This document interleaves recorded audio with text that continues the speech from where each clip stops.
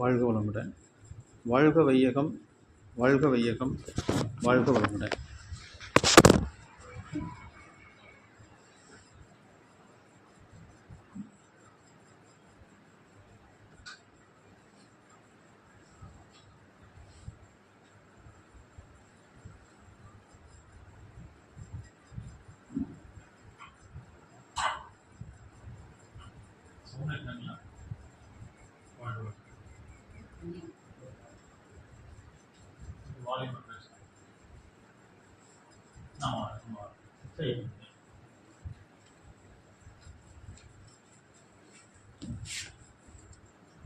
வாழ்க வளமுடன். வாழ்க வளமுடன். வாழ்க வையகம், வாழ்க வையகம், வாழ்க வையகம், வாழ்க வளமுடன். குரு வாழ்க, குருவே துணை. சிந்தனையை உடல் நலத்தை சீரமைத்து வைத்த குருவே அன்பே வாழ்க வளமுடன். ஆதி என்னும் பரம்பொருள் உண்மை எழுச்சி பெற்று அணுவென்ற உயிராகி அணுக்கள் கூடி மோதி இணைந்து இயங்குகின்ற நிலைமைக்கு ஏற்ப மூலகங்கள் பலவாகி அவை இணைந்து வேதித்த அந்த கோடிகளாய் மற்றும் பிறப்பு இறப்பு இடை உணர்தல் இயக்கமாகி நீதி நெறி உணர் மாந்தராய் வாழும் நிலையுடன் கொண்டாற்றி இன்பம் குரு அருத்தந்தை வேதாத்ரி மகரிஷி அவர்களை நினைத்து வணங்கி குரு அவர்கள் இங்கே சூக்மமாக எழுந்தருளி நாம் ஒவ்வொருவரின் உடலோடும் உயிரோடும் கருமையத்தோடும் இணைக்கும். குரு அவர்களுடைய ஆன்ம பலம், தவ பலம், தபோபலம், இறை ஞானம், இறை உணர்வில் நிலைத்து நீடித்த நின்ற பேறுகள் யாவும் நமக்கும் குரு அவர்களால் கிடைக்கப்பெற்று இந்த சனம் முதல் வாழ்வில் எல்லா தருணங்களிலும் வாழ்வை மிகவும் சிறப்பானதாக, எளிதானதாக, மேன்மை மிகுந்ததாக குரு அவர்களே அமைத்துக் கொடுத்து உடனின்று நம்மை வழிநடத்தி சென்றார். குரு அவர்களே இந்த வகுப்பை நமக்கு நிறைவாக நடத்தி தரட்டும். குரு வாழ்க, குருவை.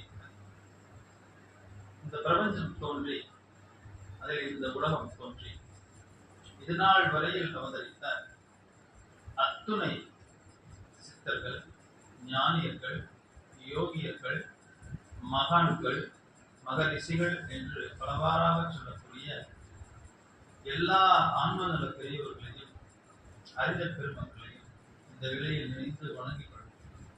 அவர்கள் எல்லோருமே இங்கே சுத்தமாக இருந்தது நம் உடலோடும் உயிரோடும் இரண்டாக கலந்து நம் அறிவோடு இணைந்து நம்மை அறிவை மேன்மைப்படுத்த அவர்களும் நமக்கு நம்முடன் இருந்து இந்த வகுப்பை சிறப்பாக நடத்தி கொடுத்து இந்த வகுப்பை தொடர்ந்து நமது அன்றாட வாழ்க்கையையும் மேன்மைப்படுத்தி கொடுத்தார். வாழ்க வளமுடன், வாழ்க வளமுடன், வாழ்க வளமுடன்.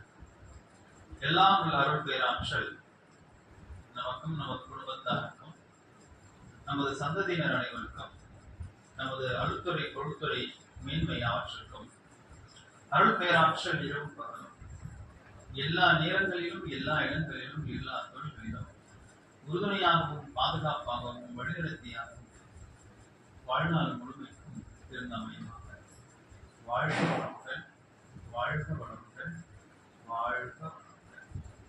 அனைவருக்கும் இனிய மாலை வணக்கம். வாழ்க வளமுடன். இன்னைக்கு நாம தலைப்பு முன்ஜென்மம், பின் ஜென்மம். நமக்கு முன்னாடி ஒரு ஜென்மம் இருந்திருக்கு இல்லையா? அதனாலதான் இந்த ஜென்மம் எடுத்து இப்ப உட்காந்துருக்கோம். அப்புறம் அடுத்த ஜென்மத்தில் என்ன போறோம்? அடுத்த ஜென்மம் இருக்கா இல்லையா?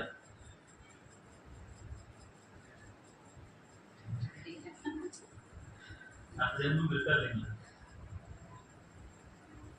சரி, முன்னாடிதான் என்னவா இருந்தோம்? முன் ஜென்மம் இருக்குன்னு சொன்னீங்க இல்லையா? அப்பதான் என்னவா இருந்தோம்? இது ஒரு பெரிய கொஸ்டின். நம்ம எல்லாருக்குமே என்ன ஒரு பயம் அப்படின்னா, அடுத்த ஜென்மத்துல நான் பள்ளியா பிறந்துடுவேன், பாம்பா பிறந்துடுவேன், நிறைய பாவங்கள் பண்ணேன் அப்படின்னா நான் வந்து கேக்குது இல்லையுமா, கஷ்டப்படுற ஒரு ஜீவனா பிறந்துடுவேன் அப்படின்னு நமக்கு சொல்லியிருக்காங்க இல்லையா. இப்ப என்ன பண்ணணும், புண்ணியம் பண்ணுனா அடுத்த ஜென்மத்துல சந்தோஷமா இருக்கலாம்.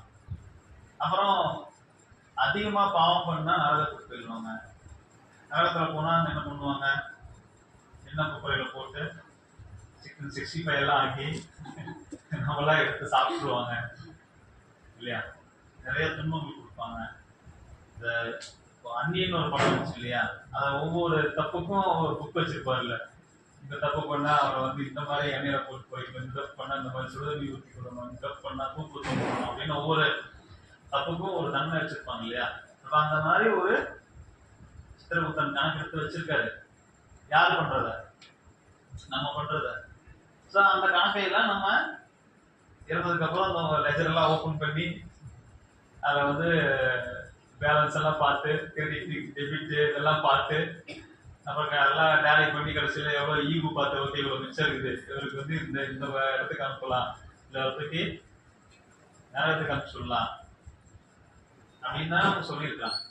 சரி, அப்படின்னா நான் நல்ல புண்ணியம் பண்ணா சொர்க்கத்துக்கு போனா அங்க யாரெல்லாம் இருப்பாங்க, சொர்க்கத்துல யாரெல்லாம் இருப்பாங்க சரிங்க. ரொம்ப ஒரு வருஷம் ஜென்ஸுக்கு ஆடுவாங்க, ரைட்டு. லேடிஸுக்கு அதே ரொம்ப ஒரு வருஷம் தானா. இந்த மாதிரியான என்ன சொல்றதுன்னா அன்வான்டட் கொஸ்டின்ஸ் எல்லாம் வந்து கேட்கக்கூடாது. ரொம்ப ஒரு வருஷம் ஆடுவாங்க, அவ்வளவுதான், காமனா ஆடுவாங்க, நீங்களும் உட்காந்து பார்க்கலாம், அவ்வளவுதான். லேடிஸுக்கு அதுதான் தலையெழுத்து. புண்ணியம் பண்ணாலும் உங்களுக்கும் ரொம்ப ஒரு வருஷம் தான்.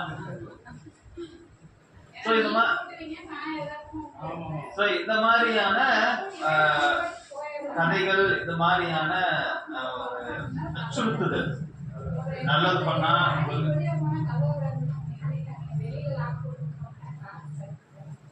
நல்லது பண்ணா நம்ம வந்து சொர்க்கத்துக்கு போவோம், கெட்டது பண்ணா நரகத்துக்கு போவோம் அப்படின்னு ஏன் சொன்னாங்கன்னா, அப்பயாச்சும் அவங்க நல்லது செய்வாங்கிறதுக்காக தான்.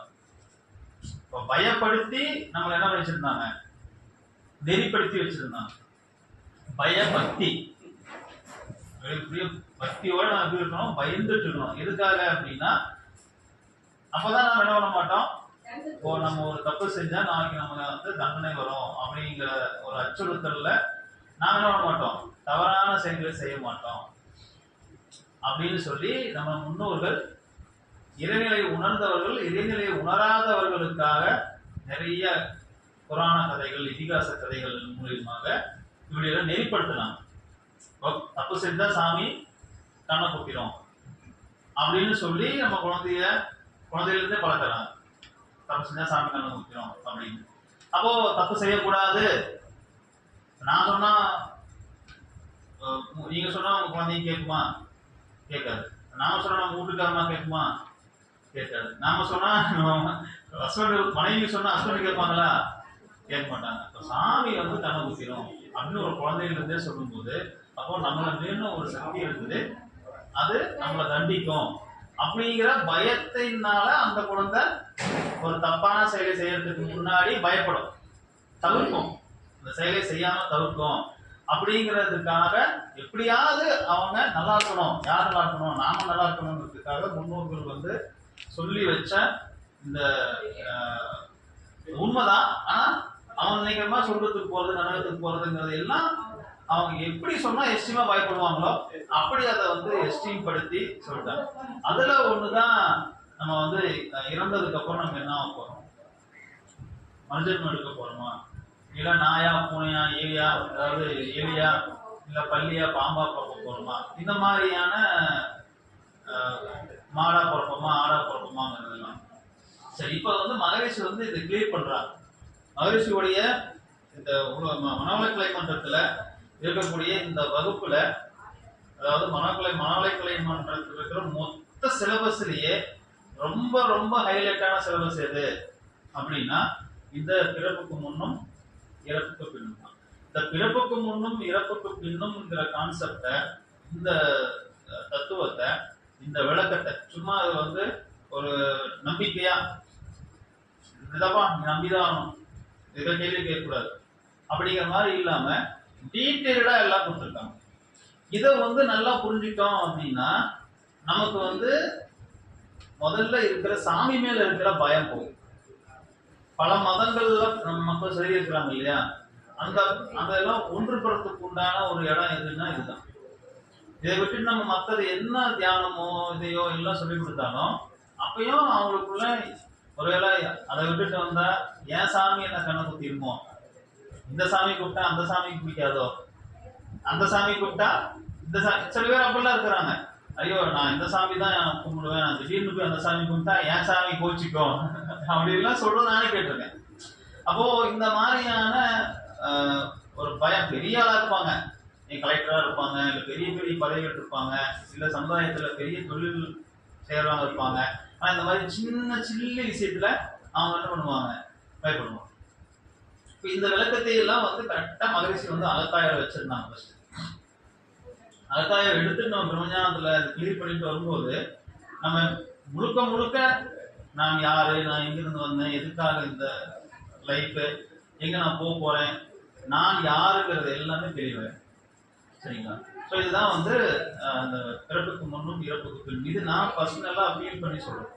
இந்த டாபிக் ரொம்ப ரொம்ப முக்கியமானது. ஏன்னா மறுபிறவிங்கிறது என்ன, முற்பிறவிங்கிறது என்ன, முன்ஜென்மம் அப்படிங்கிறது என்ன, நமக்கு அடுத்து வரக்கூடிய பின்ஜென்மம் என்னங்கிறது என்ன அப்படிங்கிறத இங்க தெளிவா அவங்க விளக்கிட்டாங்க. இதை தெளிவா புரிஞ்சுக்கிட்டோம் அப்படின்னா அவங்களுக்கு கன்ஃபியூஸே இருக்காது. யாருக்கு எப்படி நாம இயற்கையோட ஒன்றி வாழணும், இறைநிலையோட ஒன்றி வாழணும் அப்படிங்கிறது எந்த கன்ஃபியூஷன் இருக்காது. இது வரைக்கும் முன்னாடி சொல்லி வச்சது எல்லாமே வெறும் நம்பணும், அவ்வளவுதான். சாமி கண்ணை குத்துமா, குத்தாது. ஆனா நம்பணும்ல. இது எப்போ உடையும், பயந்துட்டு தப்பே செய்யாம இருந்து திடீர்னு ஒரு தப்பு செய்யறான், போச்சு நான் தப்பு பண்ணிட்டேன், சாமி வந்து நைட்டு கண்ணை குத்திர போகுதுன்னு ஒரு சின்ன பையன் பயப்படுறான். எந்த சாமியும் வரல, கேள்வியும் கேட்கல, கண்ணையும் குத்தல. அப்போ காலை எந்திரிச்சு பார்க்கும்போது எந்த சாமியும் வந்து எந்த கேள்வியும் கேட்கல, எந்த தண்டனையும் கொடுக்கல, கண்ணும் குத்தல, அப்ப இதெல்லாம் பொய்யா அப்படின்னு அவன் இன்னொரு தப்பை செய்ய ஆரம்பிப்பான், இன்னொரு தப்பு செய்ய ஆரம்பிப்பான். அப்போ இதுக்கெல்லாம் என்ன விளக்கம் அப்படிங்கிறது நமக்கு கொடுக்கல. இப்ப முருகருக்கு எத்தனை சம்சாரம், 2 சம்சாரம். இப்ப கடவுளே 2 சம்சாரம் கட்டிக்கும் போது ஏன் மொத்தமா கட்டி கூடாதான்னு கேள்வி கேட்டா என்ன சொல்றீங்க? இப்ப நிறைய பேர் முருகபத்திரா இருக்கிறாங்க. தை மாசம் நடப்பல நீ போறத பார்த்தா ஊரே காலியாயிரும் போல, என்ன போக இல்லையா? சரி, 2 பேரும் பண்ணாரு, சரியா தப்பாது? அப்புறம் எப்படி வர சாமின்னு சொல்றீங்க? சாமி தப்பு பண்ணுமா? சாமி தப்பு பண்ணுமா? பண்ணக்கூடாது. ஏன் பண்ணாரு? சரி, முதல் கல்யாணம் பண்ணாரு இல்ல, 2வது கல்யாணம் பண்ணும்போது பஸ் போய் பர்மிஷன் கேட்டாரா? இங்க பார்த்தா குழந்தைங்கிறாரு, இங்க பார்த்தா வெளியேங்கிறாரு, போனாரு, கட்டினாரு, லீகல் பண்ணாரு, கல்யாணம் பண்ணிட்டாரு, கல்யாணம் ஆயிடுச்சுங்க. தப்பா ரைட்டாரு? சொல்லுங்க, நீங்க சொல்லுங்க, தப்பா ரைட்டா? எப்படி சாமி தப்பு பண்ணலாம்? சரி, 2 கல்யாணம் பண்ணிட்டாருங்க, ரைட்டு. 2 கல்யாணம் பண்ணி ஒரு குழந்தை கூட இல்லையா? 2 கல்யாணம் ஒரு குழந்தை கூட இல்லையா? அப்புறம் சத்திய இல்லாத கடவுளா, ஒரு குழந்தையை பெற்றுக்கிறதுக்கு கூட தகுதி இல்லாத கடவுளா பிறந்தாரு. அந்த கடவுளையா நம்ம போய் இப்படி கூப்பிடுறோம், தமிழ் கடவுள். அதெல்லாம் தத்துவம். அவருக்கு 2 துணை. யாருக்கு? முருகருக்கு. ஒரு துணையின் பெயர் என்ன? வள்ளி தெய்வானை. சரிங்களா? முருகருங்கிறது என்ன தத்துவம்? முருகர் வந்து காந்த தத்துவம். சிவன் அவர் வந்து சுயம்பு, இருந்தது, உருவாக்கல. சிவன் உருவாக்குனது, எழுச்சி பெற்றிருந்ததுதான் சக்தி. அதான் நம்ம பார்வதின்னு நம்ம சிவபுராணத்துல சொல்றோம். பார்வதியும் இப்ப சிவன் என்ன ஆயிட்டாங்க? கணவன் மனைவி ஆயிட்டாங்க. திருச்செங்கோட்ல ஒரு கோயில் இருக்கு இல்லையா, அதனாலீஸ்வரன், நீ பாதி நான் பாதி, சக்தி இல்லையே சிவன் இல்லை, சிவன் இல்லையே சக்தி இல்லை. இப்ப இவருக்கு குழந்தை பிறக்கிறாங்க, அவங்க யாரு? யார் டெலிவரி பார்த்தது? எந்த ஹாஸ்பிட்டல்? பஸ் டிக்கெட் இருக்கா? இதெல்லாம் ஒரு தத்துவம். விநாயகர்னா சக்தியும் சிவனும் சேர்ந்து இணைந்த பொழுது பஞ்சபூதம் உருவாச்சு. நிலம், நீர், நெருப்பு, காற்று என்கின்ற பஞ்சபூதம் உருவாச்சு. பஞ்சபூதத்தினுடைய அடையாளம் கணபதி. சரி, கணபதி பஞ்சபூதத்தை வணங்கணும். எப்படி வணங்குறது? எளிதாக மக்களுக்கு எப்படி புரிய வைக்கிறது, எப்படி மனசுல பதிய வைக்கிறது? கண்ணன் முன்ன ஞாபகம் வரணும். எதுக்காக? அதுக்கு ஒரு யானைய உட்கார்ந்து இருக்கிற மாதிரி வச்சா 4 காலு தும்பிக்கையோட பார்க்கறதுக்கு 5 கை மாதிரி தெரியும். அப்போ பஞ்சபூதத்தை வணங்குவதற்கு இது ஒரு சரியான அடையாளம், நினைவு வைத்துக் கொள்வதற்கு. இப்போ நம்ம இன்னைக்குதான் பயங்கரமா டெக்னாலஜியில போயிட்டு இருக்கிறோம். 1000 2000 ஒரு லட்சம் ஒரு கோடி வருஷத்துக்கு முன்னாடிலாம் இல்ல ஒரு 4000 வருஷத்துக்கு முன்னாடிலாம் ஒரு மனுஷன் 100 வருஷம் அப்படின்னா 100 வருஷம்னாலே 10 தலைமுறை தான் இல்லையா? அப்ப இன்னும் ஒரு 100 தலைமுறைக்கு முன்னாடிலாம் அப்ப நினைவு வைத்துக் கொள்வதற்கு எளிதாக அவங்க கடவுள் மேல ஒரு பற்று வைக்கிறதுக்கு ஒரு அடையாளம் தேவைப்படுது. அப்போ விநாயகர் அப்படிங்கிறத 5 கரத்தான், யானை முகத்தான், கரிமுகத்தான் சொல்லிட்டு பஞ்சபூதத்தின் அடையாளமா கொண்டு வராங்க. நீங்க வடநாட்டுல போனீங்கன்னா பஞ்சபூதத்தோட தத்துவம் முடிஞ்சது. சிவனும் சக்தியும் இருந்தாங்க. வடநாடுன்னா இங்க எஸ்சிடிஎஸ்சி எல்லாம் போனீங்கன்னு வச்சுக்கோங்க. இமயமலை இருக்கு இல்லையா? இமயமலை போனீங்கன்னா நிறைய நீங்க சாமியார் தான் பார்ப்பீங்க. துறவிகள் நிறைய, அகோரிகள் நிறைய பார்ப்பீங்க. அவங்களுடைய தத்துவம் எல்லாம் பஞ்சபூதத்தோட முடிஞ்சு போச்சு. முருகரை ஏன் தமிழ் கடவுள்னு சொல்றாங்க தெரியுமா? இருக்காது. ஏன் தமிழ் கடவுள்னு சொல்றாங்க? யாருக்கும் தெரியுமா? முருகரை தமிழ்நாட்டுல தான் 18 சித்தர்கள் இருந்தாங்க இல்லையா? அவங்க பிரதேசனை பண்றாங்க. இல்ல முருகருக்கு அடுத்தது ஒரு தம்பி ஒருத்தர் இருக்கிறாரு. அவருக்கு 6 முகம். அவருக்கு ஏன் 6 முகம்? அவரு சக்தி, எனர்ஜியினுடைய கடவுள். சிவன் பார்வதியும் ஒரு குழந்தை மட்டும் அவங்க பெற்றுக்கல. கவர்மெண்ட் ரூல்ஸ் பிரகாரம் நாம் இருவர் நமக்கு இருவர் அப்படின்னு சொல்லி 2 குழந்தையை பெற்றிருக்காங்க. இதை மறைச்சிட்டாங்க அப்படின்னு சொல்லிட்டு தமிழ்நாட்டுல தான் 6 படை வீடு எடுக்கிறாங்க. யாருக்கு? முருகர். 6 படைனா ஒன்று தொழு உணர்வு, சுவை உணர்வு, பார்க்கும் உணர்வு, கேட்கும் உணர்வு, அப்புறம் இன்னொன்னு என்னங்க? 5வது இன்னொன்று என்ன? வாசனை உணர்வு. இந்த 5 உணர்வு இருக்கு இல்லையா? 5 உணர்வையும் உணர்ந்து கொள்வது எந்த உணர்வு? மனம் என்கின்ற உணர்வு. இப்போ இந்த 6 உணர்வும் நமக்கு கீழாவது நம்முடைய காந்த சக்தி அப்படிங்கிற அந்த சக்தியின் மூலமா தான். அப்போ இவரு பஞ்சபூதம் ஒவ்வொரு எலிமெண்ட்ஸ், ஒவ்வொரு பூதத்தினுடைய அடையாளம். அந்த பூதத்திலிருந்து வரக்கூடிய வெளிப்படக்கூடிய 6 விதமான உணர்வுகள், 6 விதமான வெளிப்பாடு. அந்த 5 வெளிப்பாடு, 5 உணர்வு, அந்த 5 உணர்வையும் உணர்ந்து கொள்ளக்கூடிய மனம் என்கின்ற 6வது அறிவு. இந்த 6 அறிவு மனிதன் நம்ம சொல்றோம் இல்லைங்களா? அதுதான் முருகர். நமக்கு எத்தனை அறிவு சொல்றோம்? 6 அறிவு. 6 அறிவுக்கு உண்டான முழுமை பெற்ற ஒரு கடவுள். அவர் தான் ஆறுமுகத்தான். அவர் தான் முருகர். அவர் எந்த கடவுள்? காந்த கடவுள், மேக்னெட். நம்ம உடம்புல உள்ள இருக்கிற சக்தியை ஜீவகாந்த சக்தின்னு சொல்றோம், வெளியே இருக்கிற சக்தியை வானகாந்த சக்தின்னு சொல்றோம். இப்ப நம்ம உடம்புல நமக்கு ஜீவகாந்த சக்தி தான் இப்ப என்ன பண்ணுது? நான் குரலா இப்போ பேச வச்சுட்டு இருக்கிறது, உங்களை கேட்க வச்சுட்டு இருக்கிறது, இதெல்லாம் இது அலை தத்துவம், ஜீவகாந்த தத்துவம் தான், ஜீவகாந்த சக்தி தான். இந்த ஜீவகாந்த சக்தியினுடைய வெளிப்பாடு தான் காந்த சக்தியினுடைய வெளிப்பாடு தான் முருகன். நம்ம உடம்புல இருந்தா ஜீவகாந்தம், வெளியே இருந்தா வான்காந்தம். சோ ஒட்டுமொத்த காந்த சக்தியினுடைய வெளிப்பாடு அந்த தத்துவம் தான் முருகன். காந்தம் என்பது நம்ம ஸ்கூல்ல படிச்சிருப்போம். காந்தம் என்பது எப்படி செயல்படும், எப்படி வெளிப்படும் தெரியுமா? காந்தம் இயங்கும், அதுதான் சொல்லக்கூடாது. டேஸ் என்ன? காந்தம் இயங்கும் டேஸ் என்ன? வடதுருவம். காந்தம் இயங்கும் துருவம் எது? வடதுருவம், தென்துருவம். வடதுருவம் தென்துருவம்ங்கிற 2 சக்தி, 2 திசை, 2 இருந்துச்சுன்னா தான் காந்தத்தினுடைய சக்தியே என்ன ஆகும்? ஒர்க் ஆகும், வெளிப்படும். வடதுருவத்துக்கு வள்ளி, தென்துருவத்துக்கு தெய்வம். அது 2 மனைவி அல்ல, அது ஒரு தத்துவம். ஒரு 2 வேகம் பண்ணிட்டாரு. சோ வடதுருவத்துக்கு வள்ளி, தென்துருவத்துக்கு தெய்வானை. இந்த வள்ளியும் தெய்வானையும், அதாவது நமக்கு புரியறதுக்காக, north pole south pole, simple, அவ்வளவுதான். நமக்கு பண்டகால மனிதனுக்கு எளிதாக புரிவதற்காக அவருக்கு 2 துணை. இது வந்து நம்மளுடைய சிவபுராணம் இல்லையா? நம்ம சிவனடியார்கள் எல்லாம் பின்பற்றக்கூடியதுதானே. சிவன், பார்வதி, கணபதி, அப்புறம் விநாயகர் இவரெல்லாம். இவங்க நம்ம சித்தர்கள் 18 சித்தர்கள் முருகரை தமிழ்நாட்டில் தான் பிரதிஷ்டை பண்றாங்க. அதனாலதான் 6 படை வீடு எங்க இருக்கு?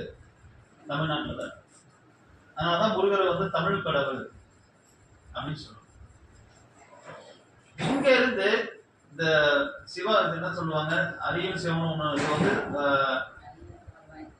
இல்ல இது வந்து வைணவம் இருக்கு இல்லைங்களா? இது வந்து நம்மளது என்ன சிவ சிவ என்ன சொல்லுவாங்க, சைவம். வைணவம் இருக்கு இல்லைங்களா? இதுல இருந்து நாங்க இந்த தெய்வத்தை பின்பற்ற மாட்டோம் அப்படின்னு சொல்லிட்டு வைணவம் பெரியறாங்க. நீங்க இந்த கமலஹாசன் படம் வந்துச்சு, என்ன படம் அது, தசாவதாரத்தில் கூட அந்த இவரை கொண்டு போய் கடல்ல கட்டி போடுவாங்க இல்லையா? அத்தனை பேரும் வைணவ மதத்தை ஆதரிக்கிறாங்க. இல்ல நீ சைவத்தை தான் கும்பிடணும் தமிழ்நாட்டில் இருந்தா, இல்லைன்னா போயிடுன்னு சொல்லிட்டு ராஜராஜ சோழன் வந்து அடிச்சு துரத்துறாரு. இங்க இருந்து எல்லாம் ஓடி போய் ஆந்திராவுக்கு போய் வைணவத்தை வளர்த்துறாங்க. அவங்க பெருமாளுக்கு ஒரு பெருமாள் அப்படிங்கிற வைணவனுடைய முக்கிய கடவுளா நிறுவுறாங்க. அவர்களுக்கு 2 சக்தி இருக்கு. ஒண்ணு ஸ்ரீதேவி, இன்னொன்னு பூதேவி நிற்கிறாங்க. இங்க வள்ளி தெய்வானதான் அங்க ஸ்ரீதேவி. சோ ஒரு சக்தி இயங்குது அப்படின்னா, சக்தி இயங்குவது ஒண்ணு வடதுருவம், இன்னொன்னு தென்னுருவம். அப்போ இந்த மாதிரியான விளக்கம் எல்லாம் சொல்றதுக்கு நமக்கு யாரும் இல்லை. கேள்வி எல்லாம் கேட்கக்கூடாது, நம்பு, அவ்வளவுதான். இப்போ நம்பிக்கையின் வழியே நம்ம போயிட்டே இருந்த வாழ்க்கைய ஒரு தெளிவான பாதையை புரிந்து கொண்டு நம்ம வாழும்போது அவசியமற்ற பயம் நமக்கு இருக்காது, குழப்பம் இருக்காது. எது சரி, எது தப்பு, எப்படி நம்ம போகணும், நம்ம வாழ்க்கையினுடைய நோக்கம் என்ன அப்படிங்கிறதெல்லாம் தெளிவானதுக்கு அப்புறம் நம்ம இலக்கை நோக்கி பயணிக்கலாம் இல்லையா? இப்ப மகரிஷி தான் ஒரு கேள்வி கேட்கிறாங்க. என்னன்னா, இப்ப எல்லாரும் சொல்றாங்களா, அடுத்த பிறவி என் பாட்டி தான் என் பேரனா பிறந்திருக்கான், எங்க அப்பா தான் எனக்கு மகனா பிறந்திருக்காங்க, அப்போ இறந்தவர்கள் மீண்டும் பிறந்திருக்காங்க அப்படின்னு வச்சுக்குவோம். அதான் சொல்றாங்க, அடுத்த ஜென்மம் எடுத்து எல்லாம் வந்துருக்குறாங்க அப்படின்னா, நான் வந்து என் தாத்தாவுடைய மறுஜென்மம், என் அப்பாவுடைய மறுஜென்மம் வச்சுக்கோங்களேன். மக்கள் தொகை எப்படி அதிகமா இருக்கும்? மக்கள் தொகை அதே எண்ணிக்கையில தானே இருக்கணும். இறந்தவங்க தான் மறுபடியும் பிறந்து வந்துட்டு இருக்கிறாங்கன்னா, சுதந்திரம் பெறும்போது இந்தியாவுடைய பாப்புலேஷன் 7 கோடி. இந்தியாவுடைய பாப்புலேஷனே சுதந்திரம் பெறும்போது பாரதி பார்த்தாரு 7 கோடி மக்களுக்கும் ஒரு பாட்டு இருக்கு இல்லையா? ஆனந்த சுதந்திரம் அடைந்து விட்டோமே, ஆடுவோமே, பள்ளி பாடுவோமே பாட்டு இருக்கு இல்லையா? அந்த பாட்டு சொல்றாரு 7 கோடி மக்களுக்கும் 9 கோடி 7 கோடியே சொல்றாரு. இன்னைக்கு இந்தியாவுடைய பாப்புலேஷன் என்ன?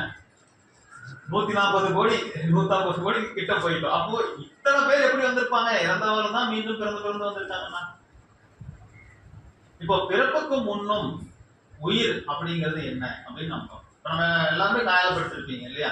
காயப்படுத்தாத இருக்கீங்களா? எல்லாரும் காயப்படுத்து. யாரெல்லாம் அருள்நிதி செய்துட்டு இருக்கீங்க, யாரெல்லாம் அகத்தாயம் முடிச்சிருப்பீங்க, கைக்குமே எனக்கு தெரியும். அகத்தாயம் 1 முடித்தவர்கள் அருள்நிதி. நீங்க எந்த கிளாஸ் முடிச்சிருக்கீங்களா? 4ஆம் அகத்தாயம் 3. சரி, மத்தவங்க எல்லாமே பழைய. நீங்க இல்லையோ? ஐயா நீங்க தான். எந்த கிளாஸ் முடிச்சிருக்கீங்க? இல்ல, நீங்க 3ஆவது முடிச்சிருக்கீங்க. சரி, ஓகே. சரி, ஏன்னா அதுக்கு உங்களுக்கு அந்த மாதிரி நம்ம கிளாஸ் கொண்டு போறதுதான். இப்போ பிறப்புக்கு முன்னாடி உயிர் எப்படி இருந்துச்சு அப்படின்னு நம்ம தெரிஞ்சுக்கலாம். இப்போ பஞ்சபூதம் சொன்னோம் இல்லைங்களா? பஞ்சபூதம்னா என்ன? நிலம், நீர், நெருப்பு, காற்று, ஒளி, ஆகாயம். விண்ணு, ஆகாயம், என்ன வேணா சொல்லலாம். பஞ்சபூதத்துக்கு முன்னாடி இருந்தது என்ன அப்படின்னா, பஞ்சபூதத்துக்கு முன்னாடி இருந்தது அதுதான் நம்ம சிவநிலை, கிருஷ்ண நிலை. ஜீசஸ் கிறிஸ்து சொல்றாரு, என்ன சொல்றாரு? பரிசுத்த ஆவி.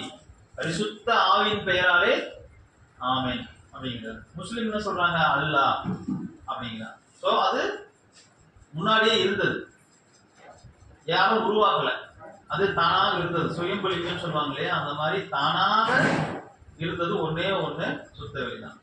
சுத்தவெளி சூழ்ந்தழுத்தும் பேராற்றலால அதுக்குள்ள நுண்பகுதி சிலவு, அதாவது முன்பகுதி வந்து பிளவுற்று அங்க இறை துகள்கள் நிறைய உருவாகும். வந்து சுத்தவெளி தன்னை தானே என்ன பண்ணிக்குது? அழுத்தி. அது வந்து செல்ஃப் கம்பல்சிவ் ஃபோர்ஸ்னு சொல்லுவாங்க. தன்னைத்தானே பல கோடி ஆண்டுகளா அழுத்திக்குது. ஒரு நாள் 2 நாள் இல்ல, பல நூறு கோடி ஆண்டுகளா அழுத்திக்குது. அதனுடைய விளைவா அதுக்குள்ளேயே ஒரு நுண் மடிப்பு விழுந்து அதுல இருந்து அப்படியே பிளவுட்டு அப்படியே இறை துகள்கள் வெளியே வந்து அப்படியே சரசரசரசரன்னு வருது. இது எப்படி வருது அப்படின்னா, நீங்க வந்து இந்த கத்தி சாணம் பிடிக்கிற மிஷின் பார்த்துருப்பீங்க இல்லையா? ஒன்று சுத்திட்டு இருக்கோம், கத்தி கொண்டு போய் வச்ச உடனே என்ன ஆகும்? சாணக்கல்ல வச்ச உடனே தீப்பொறி பிச்சுட்டு வரும் பாருங்க. அந்த மாதிரி இறைநிலையில இருந்து ஒரு ஸ்டேஜுக்கு மேல இறை துகள்கள் அப்படியே பீறிட்டு வருது. இது இறைநிலை விட்டு எங்கேயா போக முடியுமா?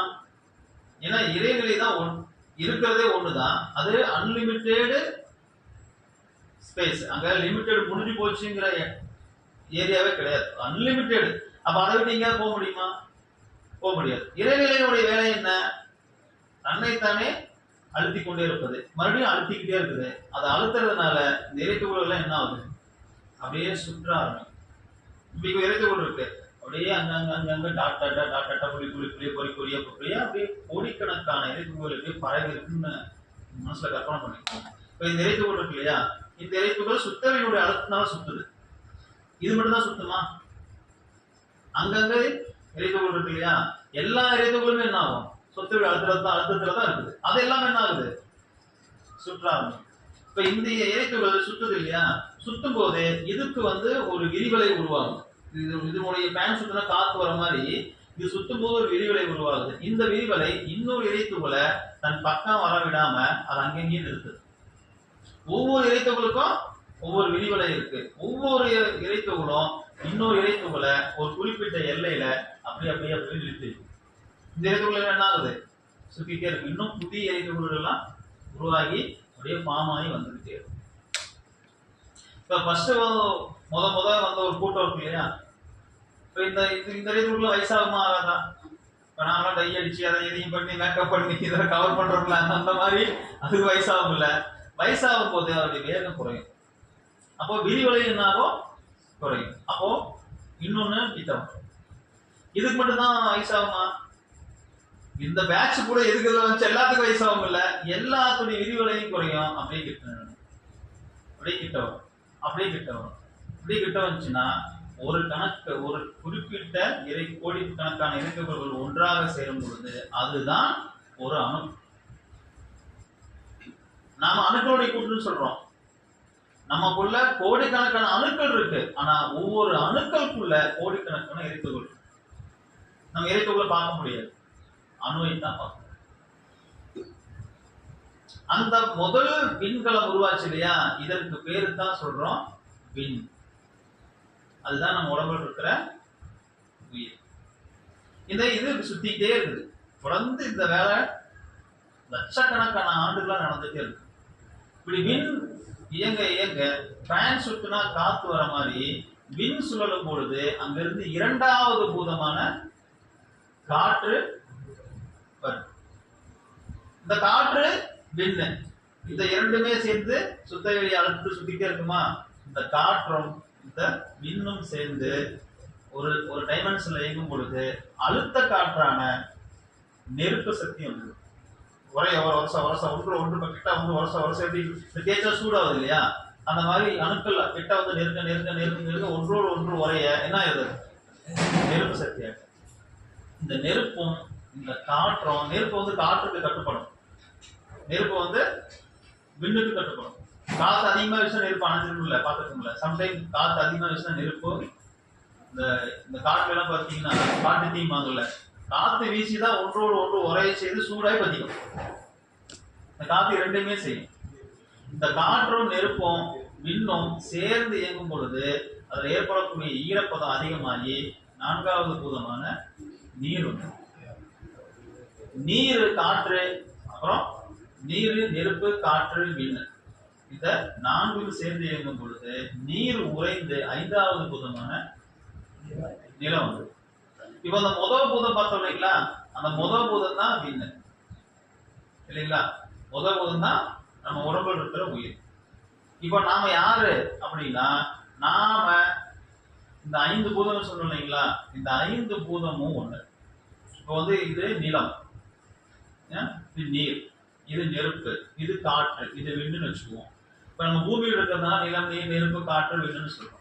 ஆனா பிரபஞ்சம் தான் பேசணும். பிரபஞ்சம் எப்படி தோன்றது? ஃபர்ஸ்ட் விண்ணு, இரண்டாவது பூதமான காற்று, மூன்றாவது பூதமான விண்ணு, நான்காவது பூதமான நீர், ஐந்தாவது பூதமான நெருப்பு. இப்போ இந்த விண்ணு இருக்கு இல்லையா, இந்த விண்ணினுடைய எழுச்சி தான் இரண்டாவது பூதம். இப்போ இந்த விண் சக்தி, விண்ணுங்கிறது தானே உயிர், அதான பவர். அப்போ அது காற்றுல இருக்குமா இருக்காதா? காற்றுல உயிர் சக்தி இருக்குமா இருக்காதா? அதனாலதான் நம்ம சுவாசிக்கிறோம், அது கூட கலந்து ஆக்சிஜன், நம்ம இல்ல காத்து தான் இருக்கிறோம்னு நினைக்கிறோம், ஆனா அது கூட உயிர் சக்தி வருது. நம்ம ஆக்சிஜன் உள்ள வந்துட்டு வெளியே போகும்போது கார்பன் டை ஆக்சைடா வெளியே போகுது. அது இல்லை நம்ம இறந்துருவோம். இந்த காற்றுக்கு அடுத்தது மூன்றாவது பூதமான நெருப்பு இருக்கு இல்லையா, அதை உயிர் சக்தி இருக்குமா இருக்காதா? ஏன்னா அதுல இருந்து இது ரெண்டும் இயங்கி தான் வருது. முதல்ல விண்ணும் இந்த காற்றும் இயங்கி இரண்டாவது விதமான, அதாவது விண்ணும் சுத்தவெளி இயங்கி காற்றாச்சு, காற்றும் விண்ணும் இயங்கி நெருப்பாச்சு, நெருப்பும் காற்றும் விண்ணும் இயங்கி நீராச்சு, நீரும்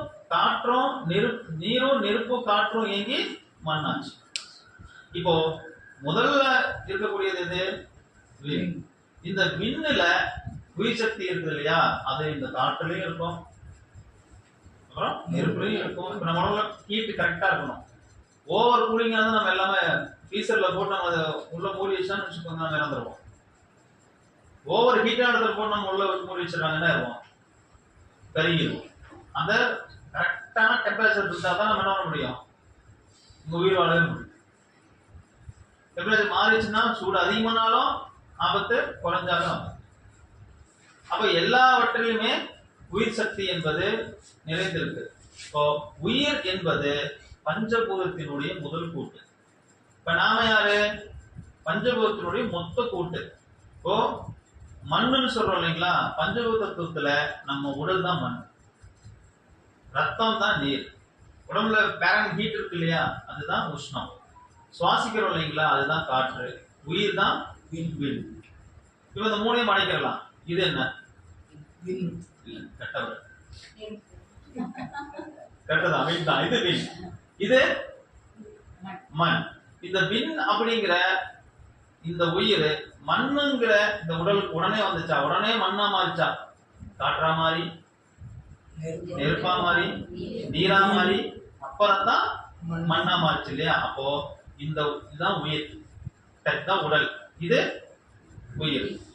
இப்போ இது போயிடுச்சு, இதுக்கு என்ன வேலை? ஒரு வேலையும் கிடையாது. ஒரு ஆணையும் வெளியே சொல்ற மாதிரி, நீங்க ஒரு ஆணையும் புடுங்க வேணாம், கீழே வாங்க அப்படிங்கிற மாதிரி ஒரு வேலையும் கிடையாது. அப்ப இந்த உடல்ல இந்த உயிர் இருந்தாதான் இந்த உடலுக்கு என்னது மதிப்பு. உயிர் போயிடுச்சுன்னா ஒரு மதிப்பும் கிடையாது. ஆனா இந்த உயிர் பஞ்சபூத தத்துவத்துல உடனே ஐந்தாவது பூதமான மண்ணா மாறிச்சான்னா மாறல, காற்றா மாறி, நெருப்பா மாறி, நீரா மாறி, அப்புறம் தான் நிலமா இருக்கு இல்லையா. அப்ப இந்த மூன்று பாத்தீங்களா, நீர், நிலம், சரி, நீர், நெருப்பு, காற்று, இதுதான் ரத்த ஓட்டம், வெப்ப ஓட்டம், காற்றோட்டம். நம்ம உடம்புல ரத்த ஓட்டம், வெப்ப ஓட்டம், காற்று ஓட்டம் சீரா இருந்துச்சுன்னா தான் இந்த உயிர் சக்தி உடல் முழுவதும் பரவ முடியும். இல்லைன்னா அங்கங்க வலிக்கும். எவ்வளவுக்கு எவ்வளவு டிஸ்டர்ப் ஆகுதோ அவ்வளவுக்கு எவ்வளவு வலி பெருசா இருக்கும்.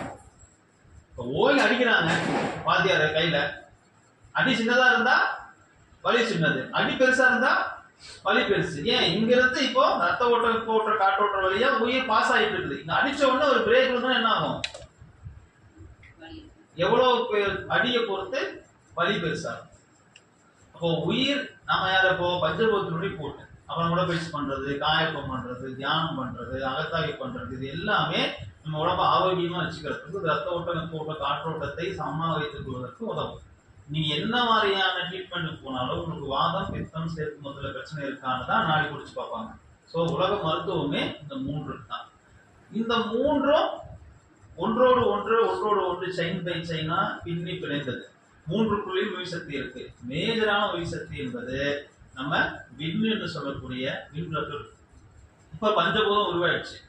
பஞ்சபூதத்துல முதல் தாவரமா உருவானது எது? முதல் உயிரினமும் உருவானது எது? தாவரம். இப்ப தாவரத்துல இப்ப ஒரு மாங்காய் மரம்னு வச்சுக்கோமே, இப்ப மாங்காய் மரம் உருவாயிடுச்சு. நான் கேட்கிற கேள்வி என்னன்னா, ஒரு மாங்காய் செடி எடுத்துட்டு வந்து ஒரு இடத்துல நட்டு வைக்கிறது, மாங்காய் மரம் வருது.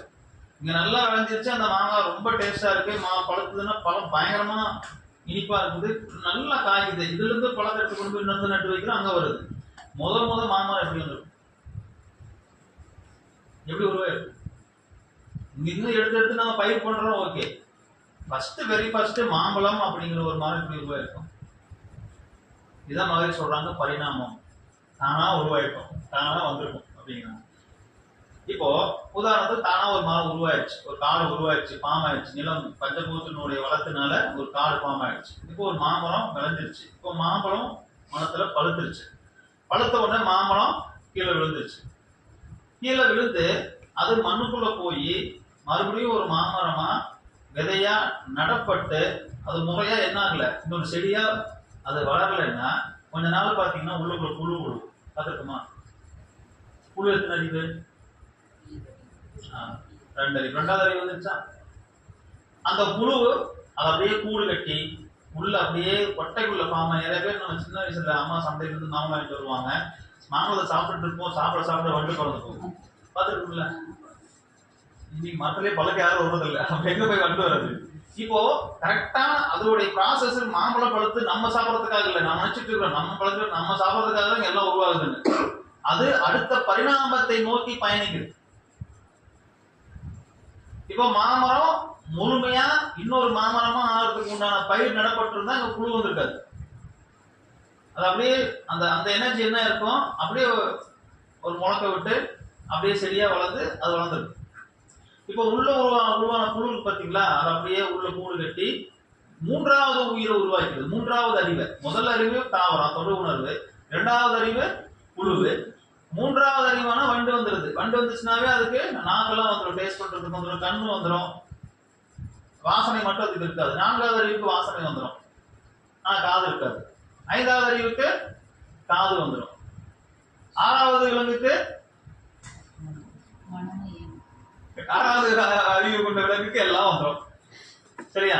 இப்படித்தான் நாம் பிறப்பதற்கு முன்பாக முதல்ல ஒரு மனிதன் என்பது உருவாயிருப்பான். மகிழ்ச்சி இன்னும் நிச்சயமா சொல்றாங்க, 5 அறிவு உருவாகி 6வது அறிவா ஒரு ப்ராசஸ் நடக்குது பாத்தீங்களா? அந்த ப்ராசஸ் தோள்கள் இருந்து மனிதன் வந்தான்னு ஒரு நமக்கு ஒரு சிலபஸ் சொல்றாங்க இல்லையா? அது எப்படின்னா, நீங்க முற்காலத்துல இன்னமும் கூட நீங்க பார்க்கலாம், இப்ப கட்டுற கோயில்ல அது வைக்கிறது இல்லை. எல்லா கோயிலுக்கு போனாலும் சிம்மம் மாதிரி ஒரு உருவத்தை வச்சிருப்பாங்க. யாழின்னு ஒரு விலங்கு பார்த்துருக்கீங்களா? பார்க்கறதுக்கு சிம்மம் மாதிரியே இருக்கும், ஆனா சிம்ம அளவுக்கு ஆக்ரோஷமா இருக்காது. இப்போ புலியையும் பூனையும் பார்த்தா உருவத்து ஒரே மாதிரி தான் இருக்கு, ஆனா புலியும் பூனையும் ஒன்னா. பார்த்தா குட்டியா ஒரு புலி இருந்தா எப்படி இருக்கும், அந்த அந்த தோட்டத்துலதான் ஒரு பூனை இருக்கு. அது மாதிரி யாழிங்கிற ஒரு ஒரு விலங்கினம், ஒரு உயிரினம் உருவாகும். யாழியும் குரங்கும் இணைந்து பிறந்த ஒரு கிராஸ் ஜெனரேஷன் தான் நம்ம மனித இனம். மனிதனுக்கு முதல்ல வால் இருந்துச்சு அப்படின்னு சொன்னாங்க இல்லையா? அந்த இனம் ஒரு புதுசா இன்னொரு இனத்தை உருவாக்குற உடனே அந்த யாழிங்கிற இனம் அணைஞ்சிருச்சு. அதோடைய நினைவு மனிதன் உருவாகிறதுக்கு உண்டான அடிப்படை தோற்றத்துக்கே ஆதாரம் யாழிங்கிறதுனாலதான் எல்லா கோயிலையும் தூண்ல அந்த யாழியோட சிம்பிள் வச்சிருப்பாங்க. இன்னும் சைனாஸ்ல பார்த்தீங்கன்னா டிராகன் சொல்லி அதை ஒவ்வொரு நியூ இயர்லயும் கொண்டாடுவாங்க. அது எல்லாமே யாழி தான். அப்ப ஆதி காலத்துல மனிதனுக்கு வால் இருந்துச்சு. அப்புறம் இப்படி நடந்துட்டு இருந்த விலங்கு குரங்கு பார்த்தீங்கன்னா நம்மள மாதிரி உட்கார எல்லாம் பண்ணுவோம் இல்லையா? ஆனா நம்ம அளவுக்கு என்ன பண்ணாது, சேட்டை பண்ணாது, கொஞ்சம் கம்மியா தான் சேட்டை பண்ணோம். வால் இருந்துச்சு. அப்படியே மனித குரங்குன்னு சொல்லி நம்ம கேள்விப்பட்டிருக்கோம் இல்லைங்களா?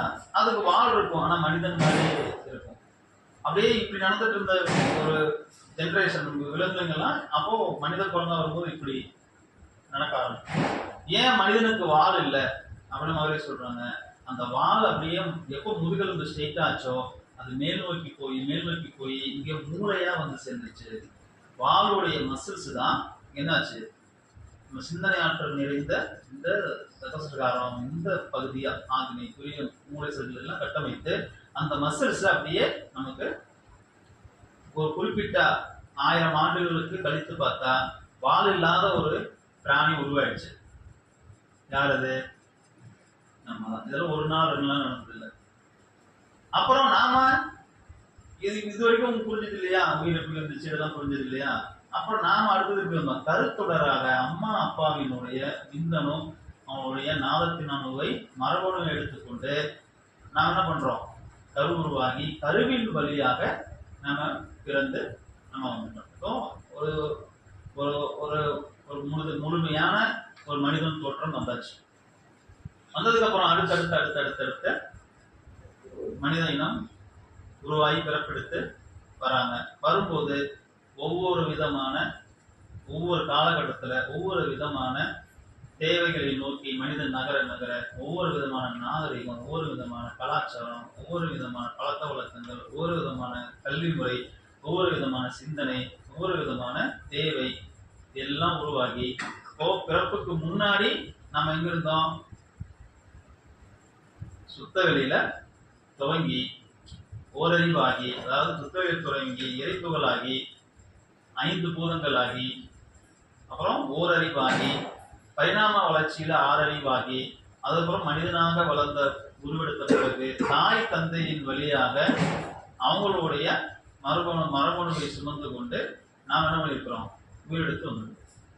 இப்போ நம்ம தாய் பக்கத்தவங்க எல்லாத்துக்கும் தெரியும், நம்மளுடைய விந்து நாதத்துல, அதாவது ஆண்களுக்கும் சரி பெண்களுக்கும் சரி, விந்து நாதத்துல ஒரு முறை விந்தணு என்பது உடல்ல இருந்து வெளியேறிச்சு அப்படின்னா 10 மில்லியன் உயிரணுக்கள் அதில் இருக்கு. 10 மில்லியன் மனிதனை உருவாக்கக்கூடிய உயிரணு ஒரு முறை ஒரு ஆணுடைய உடல் இருந்து வெளியேறும் போது இருக்கு.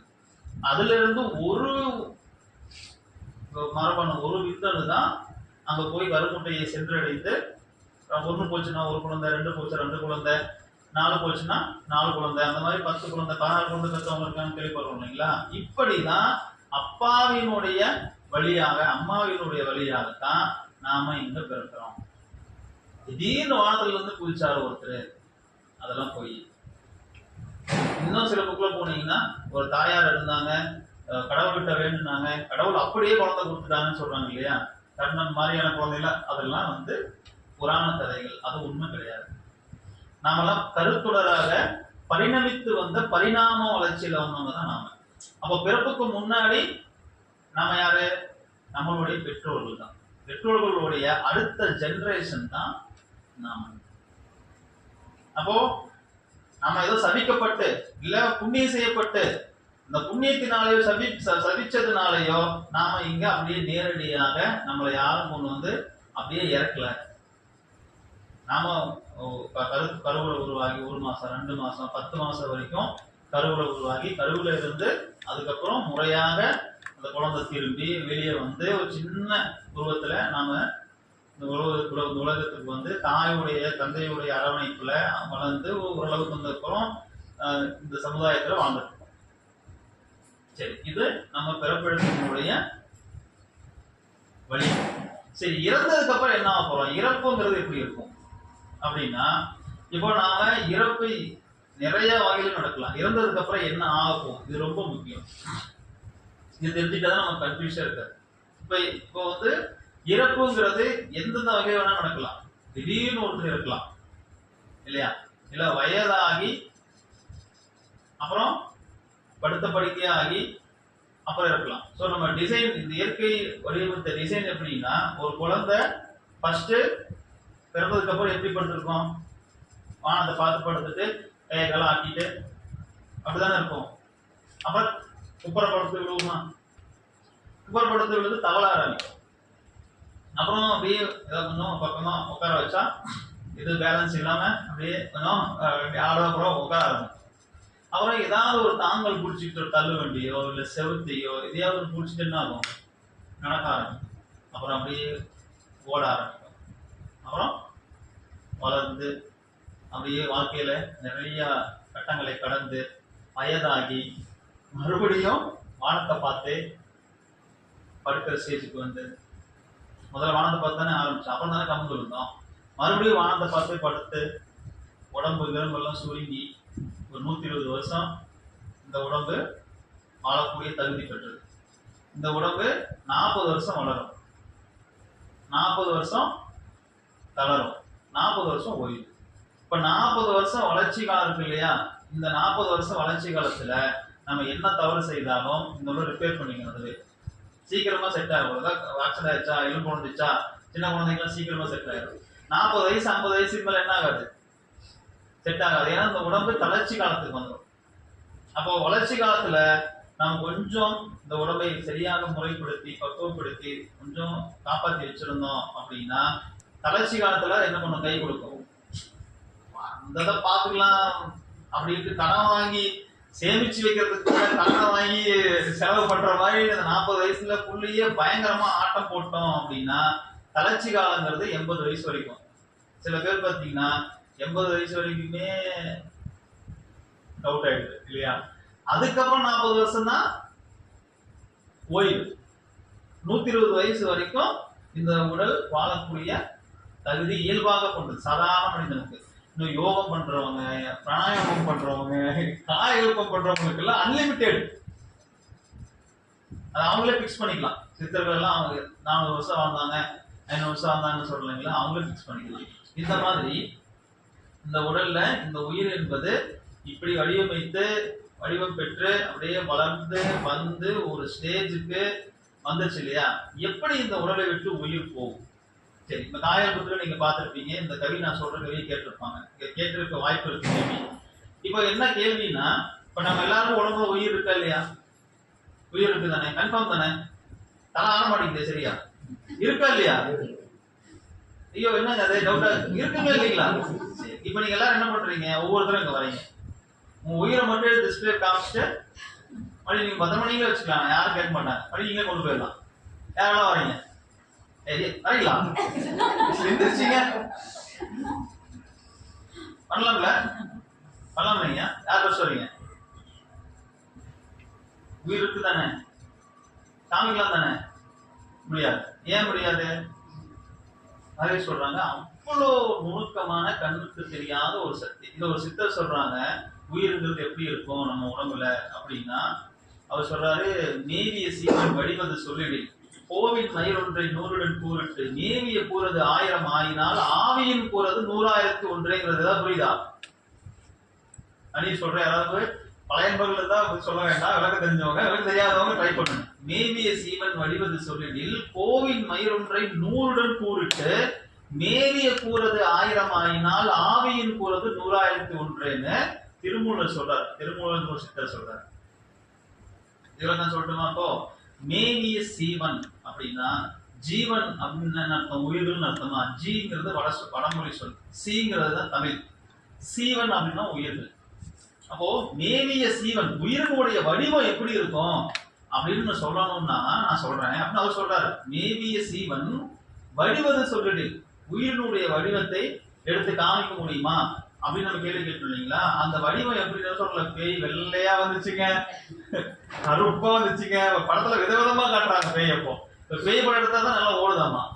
நாங்களாம் சின்ன வயசுல பேய் படத்துல சிந்தி பாக்குவோம், வெள்ள சட்டை போட்டு இப்படி வந்தாவே போய் எங்க அம்மா கிட்ட போய் எல்லாம் ஒளிஞ்சுப்போம், பயமா இருக்குது. இப்பெல்லாம் பொடுசுக்கு உட்காந்து அதான் பாக்குதுங்க, என்னப்பா பேய் சிறிய மேக்கப் போடல அப்படிங்கிறாங்க. இப்ப பேயை பார்த்து பயப்படுற ஆளு யாருமே இல்லை.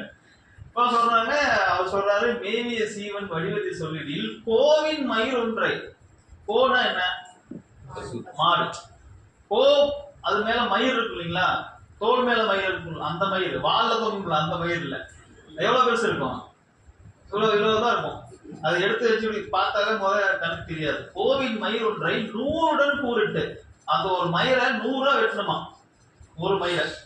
அப்பாங்கிறாரு, 100 வெட்டிட்டீங்க, ஒரு கற்பனை வெட்டிட்டீங்க, எடுத்து அந்த 99 பீஸ் ஒதுக்கிடணுமா. 100 வெட்டினீங்க இல்லையா, அதுல ஒரு பீஸ் எடுத்து அதை 1000 வெட்டணுமா. வாய்ப்பில்லை ராஜா, வாய்ப்பில்லை இல்லையா. அதான் அவர் சொல்ல, அவரு கோவின் மயிரத்தை 100உடன் கூறிட்டு மேவிய கூறது ஃபர்ஸ்ட் 100 வெட்டிடணும், மேவிய கூறது 1000 ஆயினால் அப்படின்னா சிம்பிளா எப்படின்னா, பசுமாட்டு ரோமத்தினுடைய ரோமத்தை எடுத்து 1,00,000 பூரா வெட்டணுமா. 1 × 100 எவ்வளவுங்க? 1000 × 100 1,00,000. மேவிய சீவன் வடிவது சொல்லில் கோவின் மயிர் ஒன்றை 100உடன் கூறிட்டு மேவிய கூறது 1000 ஆயினால் அதுல இருந்து ஒரு பீஸ் எடுத்த ஆவியின் கூறது, அதுதான் ஒரு உயிரினுடைய வடிவமா. ஆவியின் கூறது 100,000ல் 1, அப்போ 1,00,000ல் 1. பசுமாட்டுடைய முடி எடுத்து 1,00,000 பீஸா வெட்டினா அந்த 1,00,000 பீஸ்ல ஒரு பீஸ் எடுத்தா என்ன திக்னஸ் இருக்குமோ அதுதான் நம்ம உயிரினுடைய வடிவமா. அதை நம்ம பார்க்க முடியுமா? சிம்பிளா சொல்லிருக்கலாம், நீ பார்க்க முடியாது தம்பி, வாய்ப்புள்ள ராஜான்னு சொல்லிருக்கலாம். ஆனா அதுக்கு எப்படி அவங்க உணர்ந்து எழுதியிருக்காங்க பாரு. அப்போ அத்தகைய உயிர் தான் நம்ம உடம்புல இருக்கு. இந்த உயிர் எங்க தாங்கி இருக்கு? நம்முடைய வித்துக்களை தான் தாங்கி இருக்கு. காயல் பத்திரம் நீங்க பார்த்திருப்பீங்க. எப்படி உடம்பை விட்டு உயிர் பிரியும் அப்படின்னா, எப்போ வித்துக்களையும் உடையுதோ, அவர் அகால மரணம் அடையலாம், இயற்கை மரணம் அடையலாம், எந்த மரணம் எப்படி வேணா மரணம் தழுவலாம். வித்துக்களையம் எப்பொழுது உடம்பை அந்த வித்துக்களையம் உடைந்து பிறப்புறுப்பு வழியாக வித்து முழுமையாக வெளியேறும். அப்ப உடம்புல என்ன இருக்காது? உயிர் சக்தியே இருக்காது. இந்த உடலை விட்டு உயிர் முழுமையாக வெளியேறிவிடும். இதுதான் இறப்பு நடக்கக்கூடிய நிகழ்வு. முற்காலத்துல என்ன பண்ணாங்கன்னா, இறந்ததுக்கு அப்புறம் ஒருத்தருக்கு நிறைய சடங்கு பண்ணுவாங்க. ஒரு ஆணை இருந்துட்டாருன்னா அவருக்கு சேவிங் பண்ணுவாங்க. பார்த்துருக்கோம் இல்ல, அவர் என்ன நடந்ததுன்னா போய் சினிமாவே நடிக்க போறாரு. எதுக்கு அவரு சேவிங் பண்ணி இதெல்லாம் எதுக்கு பண்றாங்க? அதே பெண்ணா இருந்தாலும் அவங்களுக்கு என்னென்னமோ ஒரு குளிப்பாட்டி, எப்படி ரெகுலரான ஒரு ட்ரெஸ் கோட் இருப்பாங்களோ அந்த மாதிரி ட்ரெஸ் போட்டு, அப்புறம் உட்கார வச்சு உடம்புடமா தண்ணி ஊற்றுவாங்க இல்லையா? அப்புறம் அரப்பு நல்லெண்ணெயா என்ன நெய்யில் இல்ல அரப்பும் நல்லெண்ணெய் வச்சு உச்சியில வைப்பாங்க. எதுக்கு இதெல்லாம் செய்யறாங்க? எதுக்கு இதெல்லாம் செய்யறாங்க? எதுக்காகன்னா, நம்ம முன்னோர்கள் செய்த சடங்கு முறை எல்லாமே பாத்தீங்கன்னா ஒரு டிக்ளரேஷன். இவரு இறந்துட்டாரா அப்படி கன்ஃபார்ம் பண்றதுக்கு. ஒருவேளை அவர் அதாவது கோமால் இருந்தாருன்னா, அப்போ அரப்பையும் நல்லெண்ணெய் எடுத்து உச்சியில வச்ச பயங்கர ஜில்னஸ் ஆயிடும். அப்ப என்ன பண்ணிடுவாரு? எந்திரிச்சிருப்பாரு. உடம்புடமா தண்ணி ஊத்துனா என்ன வாரு? எந்திரிச்சிருவாரு. இதுலயும் எந்திரிக்கலையா, அடிங்க, தாரத்தப்பட்டை அடிங்க. அதுல எந்திரிக்கலையா, பட்டாசு வைங்க. ஃபர்ஸ்ட் ஆரம்பிக்கிறது அலுவலகத்துல. இது எல்லாமே எதுக்காக? குளிப்பாட்டுறதுக்காக மெயினா அவருடைய பிறப்புறுப்பு பகுதி முழுமையாக ஈரமா இருக்கும். ஏன்னா வித்துக்களை உடைஞ்சு வித்து சக்தி முழுமையாக வெளியே வந்திருக்கும். அப்போ அப்படி ஈரமா இருக்குதா அப்படின்னு தனிமையில விவரம் தெரிஞ்சவங்க இப்ப யாராவது அதாவது சடங்காயிடுச்சு. அந்த காலத்து பெரியவங்க இருப்பாங்க இல்லையா, பிரசவம் பாக்குறாங்களா அம்மா அவங்க இருப்பாங்க இல்லையா, இந்த மாதிரி பெரிய மனிதர்கள் பெரிய அம்மாக்கள்லாம் இந்த இறப்பு நிஜமாவே இறப்பு ஆயிடுச்சா கன்ஃபார்ம் பண்ணுவாங்க. கன்ஃபார்ம் பண்ணி ஆமா இறந்துட்டாங்க அப்படின்னு டிக்ளேர் பண்ணி சுடுகாடு கொண்டு போய் அவரை புதைக்கிறதுக்கோ எரிக்கிறதுக்கோ செய்யற வரைக்குமே கூட என்ன பண்ணுவாங்க? கன்ஃபார்ம் பண்ணிட்டே இருப்பாங்க. எரிக்கிற பழக்கம் கூட சூடுதான எதிர்த்து வந்துருவான் அப்படிங்கிறதுக்காக கொண்டு வந்ததுதான். ஆரம்பத்துல புதைக்கிற பழக்கம் தான் இருந்துச்சு. மயக்கத்திற்கு போதிச்சா கூட தெரியாது, அப்படியே கூட இறந்துடலாம். எரிச்சா உடம்பு சுத்து எரியும் போது எந்திரிச்சு ஒடி வந்துருவாங்கல்ல, அப்படிங்கிறதுக்காக நிறைய முறைகளை அவள் கொண்டு வந்தான். அப்போ வித்துக்களையம் உடம்பை விட்டு வெளியேறுவதுதான் ஒரு மனிதனுக்கு இறப்பு என்பது நடக்கக்கூடிய. இப்போ இறந்ததுக்கு அப்புறம் என்ன ஆகும்? இப்ப நம்ம ஒரு தாத்தா பாட்டி இறந்துட்டாங்க, பேர பிள்ளைங்க எல்லாம் என்ன பண்ணுவாங்க? எதுக்கு?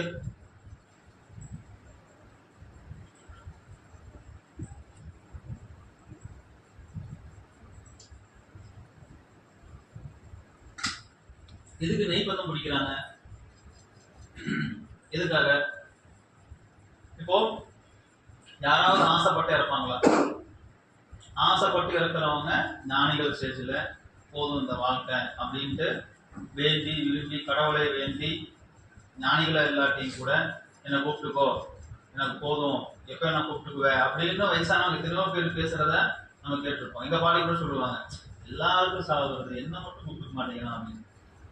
அதே மாதிரி அவங்க சாவறதுக்கு ஒரு வாரத்துக்கு முன்னாடி எல்லாரும் சொல்லிட்டாங்க, இந்த வாரம் நான் இறந்துடும். அதே மாதிரி இருந்துட்டான். அப்போ விரும்பி இருக்கிறவங்க விருப்பத்தோடு இறந்துடுறாங்க, போதும் இந்த லைஃப் அப்படின்னு சொல்லி. தண்டுகள் கட்ட வேண்டாம், மேக்கப் பண்ண வேண்டாம் இல்லையா, இந்த 4 பேர் என்ன சொல்லுவாங்கன்னு நம்ம யோசிக்க வேண்டாம், போதுண்டா சாமி அப்படின்ட்டு விரும்பி இருக்கிறது அப்படிங்கிறது வேற. இப்போ வாழணும்னு ஆசையோடு இருக்கிறாங்க, ஏதோ ஒரு காரணத்தினால இறந்துட்டாங்க. தீராத ஆசை இருக்கு இல்லையா, இதுதான் மகிழ்ச்சி சொல்றாங்க, நிறைவேறாத ஆசைகளின் கூட்டம். அந்த ஆசைகளை அவங்க என்ன பண்ணாது, இந்த உடம்பை விட்டு உயிர் போறதை ஏத்துக்காது. ஆனா உடம்பு ஒத்துழைக்காது. ஏதோ ஒரு காரணத்துல உடம்பு சரியில்லாம இருக்கலாம், இல்ல ஏதோ வயிறுமா இருக்கலாம், எப்படியோ ஒண்ணு திடீர் விபத்தா இருக்கலாம். அவங்க விருப்பப்பட்டா இருந்திருப்பாங்க, திடீர் விபத்தா இருக்கலாம். இப்ப நம்ம ஒரு 40 வயசு வரைக்கும் வளர்ச்சின்னு சொன்னோமா, 40 வயசுக்கு அப்புறம் தளர்ச்சின்னு சொன்னோமா, 80 வயசு ஆச்சா, 80 வயசுக்கு மேல உள்ளது ஓய்வுன்னு சொன்னோமா. அப்போ அந்த காலகட்டத்துல உடம்பில் இருக்கக்கூடிய விந்தணு உற்பத்தியே குறைஞ்சிரும். அப்போ உயிரணுக்கள் உருவாகிறது என்ன ஆயிரும், குறைஞ்சிரும். அவங்களுடைய வீரியமே என்ன ஆயிரும், ரத்தம் சுண்ட சொல்லுவாங்க, ரத்தம் சுண்டி போச்சு, நீங்க எல்லாம் ரத்தம் ஆட்டம் போடுறீங்க, உங்களுக்கு ரத்தம் சுண்டோம் அப்ப தெரியும் சொல்லுவாங்க இல்லையா. அப்போ வயதாக வயதாக அவங்களுடைய வீரியமும் கரெக்டா நிக்கிறது என்ன ஆயிரும், அப்படியே குறைஞ்சிடும். அப்போ அப்ப கூட அவங்களுக்கு தான் இறக்கணுங்கிற ஆசை இருக்காது. ஒருவேளை காசு ஆசைனாலதான் இறக்க மாட்டேங்கிறாங்க போல அப்படின்னு காசு அரைச்சு ஊத்துறதுல நான் பார்த்தேன். காசு எடுத்துட்டு வாங்க, அரைச்சு ஊற்றி பார்க்கலாம். அவங்களுக்கு எது ரொம்ப பிடிக்குமோ அதை பிடிச்சா இருந்துருவாங்க. யார் ரொம்ப பிடிக்குமோ அவங்களை கூட்டிட்டு வாங்க, அவங்கள பார்த்தா மனசு திருப்திப்படுவாங்க. இப்பெல்லாம் வெளிப்படுறோம்ல, அவங்களுக்கு எல்லாம் இறக்கணும் அப்படின்னு விருப்பம் இருக்காது, ஆனா இறந்துட்டாங்க. அவங்களே ஏகப்பட்ட தீராத ஆசைகள், தீராத தேவைகள், தீராத வாழணுங்கிற விருப்பம் இருக்கு. இந்த உடலை விட்டு உயிர் பிரிஞ்சிருச்சு. அந்த உயிர் சக்தி பிறப்புறுப்பு வழியா உடம்பை விட்டு விந்தணம் வெளியேறிடுச்சு. ஆனா அந்த காந்த களம் இருக்கு இல்லையா, நம்ம முதல்ல சொன்னோம் இல்லையா, நம்ம யாரு, நம்ம உடம்புல காந்த சக்தி இருக்குன்னு சொன்னோம் இல்லைங்களா. இந்த காந்த சக்தி உடம்புல இருந்து வெளியேறினதுக்கு அப்புறமும் அது அங்கேயே மிதந்து கொண்டு இருக்கும், அந்த உடலை சுத்தி கொண்டே இருக்கும். அந்த உயிர் தான் இறந்துட்டேன் அப்படிங்கிறத ஏற்காம, நான் என்ன இறக்கல, என்னை வீட்டுக்குள்ள விடுங்க, நான் என் இடத்துக்கு போகணும் அப்படின்னு அந்த உயிர் தான் பிரிந்ததை ஒற்றுக்கொள்ளாத மனநிலை சொல்ற அந்த உணர்வுல இருக்கு இல்லையா, இதைத்தான் அடப்புன்னு சொல்றாங்க. 3 மாசம் அடப்பு, 3 வருஷம் அடப்பு. அந்த இறந்த நேரத்தை போய் பார்ப்பாங்க இல்லையா, இறந்த நேரத்தை வச்சு பார்க்கும்போது இந்த காலத்துல இந்த நட்சத்திரம் உள்ளவங்க இறந்துருக்கிறாங்க, இது அவங்களுக்கு நல்ல நேரத்துல சந்தோஷமா இருக்கல. சந்தோஷமா இறக்காததுதான் என்ன, அடப்பு. அந்த அடப்பு இருக்கிற காலத்துல ஒரு குடும்பத்தை சார்ந்த அவங்க ரத்த சம்பந்தம் சார்ந்தவங்க கோயிலுக்கு போகக்கூடாது, மலையேறக்கூடாது, நல்லது கிடத்து பண்ணக்கூடாதுன்னு சொல்றதுக்கு காரணம் என்னன்னா, இந்த ஆன்மா தான் இறந்துட்டாங்கிறதையே ஏத்துக்கல, தான் வாழணுங்கிற ஆர்வத்தோடு இருக்குது. இதுல இந்த ஆன்மாவை என்ன சொல்றோம், அந்த இறந்த உடலை படுக்க வச்சுட்டு தலைக்கெல்லாம் அரப்பச்சி வச்சு எண்ணெய் வைக்கும் போது சொர்க்கம் போ, கைலாசம் போன்னு சொல்லிட்டு வைப்பாங்க. பார்த்துருக்கீங்களே, தாசரம் சங்கு ஊதுவாங்க, சொர்க்கத்துக்கு போ, கைலாசத்துக்கு போ சொன்னா அந்த ஆன்மா போயிடுமா, போகாது. எதுக்கு பேர பிள்ளைங்களை எல்லாம் கூப்பிட்டு வச்சு நெய் தீபம் குடிங்கன்னு சொல்றாங்கன்னா, தாத்தாவோ பாட்டியோ நீ கவலைப்படாத, உன்னுடைய கருமையத்தை, உன்னுடைய கருமாவை, உன் வழியில இருந்து பிறந்து வந்தவங்க தான் நாங்கெல்லாம் இல்லையா, உன்னுடைய கருமாவை நாங்க எங்களுடைய கருமாவை ஏத்துக்கிறோம், நாங்க எல்லாரும் அதை அக்செப்ட் பண்ணிக்கிறோம். உன்னை அனாதையா விடல, நீ உடலதான் விட்டு இருக்கிற, ஆனா உன்னுடைய கருமாவை நாங்க சுமந்துக்கிறோம், நீ நிம்மதியா போயிட்டு வா அப்படின்னு சொல்ற சடங்கு முறை தான் பேர பிள்ளைகள்லாம் வந்து நெய் வந்து பிடிக்கும். நம்ம நாட்டுல, நம்ம தமிழ்நாட்டுல முக்கியமான கலாச்சாரம் சொல்லுவாங்க, நல்லதுக்கு போகாட்டியும் கெட்டதுக்கு போகணும். ஏன்னா அந்த ஆன்மா இறப்பு எத்தனையோ கோபதாபங்களோட இருந்துக்கலாம், இறக்குற நேரத்துல அந்த மனம் இலகுவா இருக்கும். ஐயோ நம்ம தப்பெல்லாம் பண்ணிட்டோம், இவங்களெல்லாம் பேசியிருக்கலாம், இவங்களெல்லாம் பழகிருக்கலாம், ஒரு சின்ன ஈகோனால இத்தனை பேர்த்த நம்ம இன்னைக்கு வரைக்கும் பார்க்காம கூட இருக்கிறோம், அவங்கள பார்க்க வாய்ப்பு இருக்குமாங்கிற உணர்வோடு கூட இருந்திருக்கும். நீங்க நம்மளும் அதே ஈகோவை வச்சுட்டு அந்த இடத்துக்கு போகாம இருக்கக்கூடாது, நல்லதுக்கு கூட போகாம இரு. ஆனா கெட்டத காதல உங்களுக்கு தெரியல போல ஓகே, ஆனா ஏதோ தகவல் வந்துருச்சுன்னு வச்சுக்கோங்க, உடனே எல்லாத்தையும் விட்டுட்டு நம்ம போகணும் அப்படின்னு சொல்றதுக்கு காரணம் என்ன அப்படின்னா அதுதான். அப்புறம் ரத்த சம்பந்தம் கொள்ளுவாங்க. இன்னைக்கு என்ன பண்றாங்க, 14 நாள் காரை வைப்பாங்க, அப்புறம் ஃபர்ஸ்ட் வந்து 11 நாள் வைப்பாங்க இல்லைங்களா. கிட்டத்தட்ட ஒரு 3 மாசத்துக்கு சாமி கும்பிடுவாங்க, ஒரு ரசாவரம் கும்பிடுவாங்க.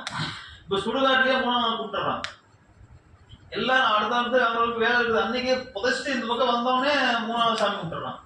ஆனா ஆக்சுவலா என்னன்னா, அவங்களுக்கு அடப்பே இல்லைன்னாலும் அந்த ஆன்மா தான் வாழ்ந்த இல்ல தான் இருந்த அந்த உடல் இந்த இடத்துல தன்னோட ரத்த சம்பந்தம் உள்ள இடத்துல ஒரு குறிப்பிட்ட நாட்கள் இருக்கும், அதை அடிச்சு துரத்தக்கூடாது.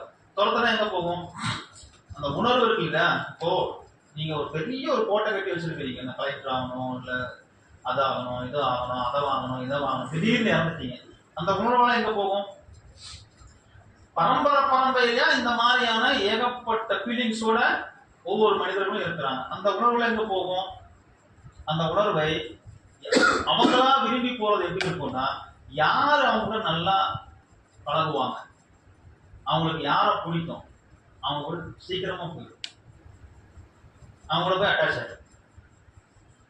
அதுவே அவங்க இருக்கிறதே தெரியாது, அவங்க அட்டாச் ஆயிட்டாங்க, அவங்க கூட இருக்கிறாங்க அப்படிங்கிறதே தெரியாது.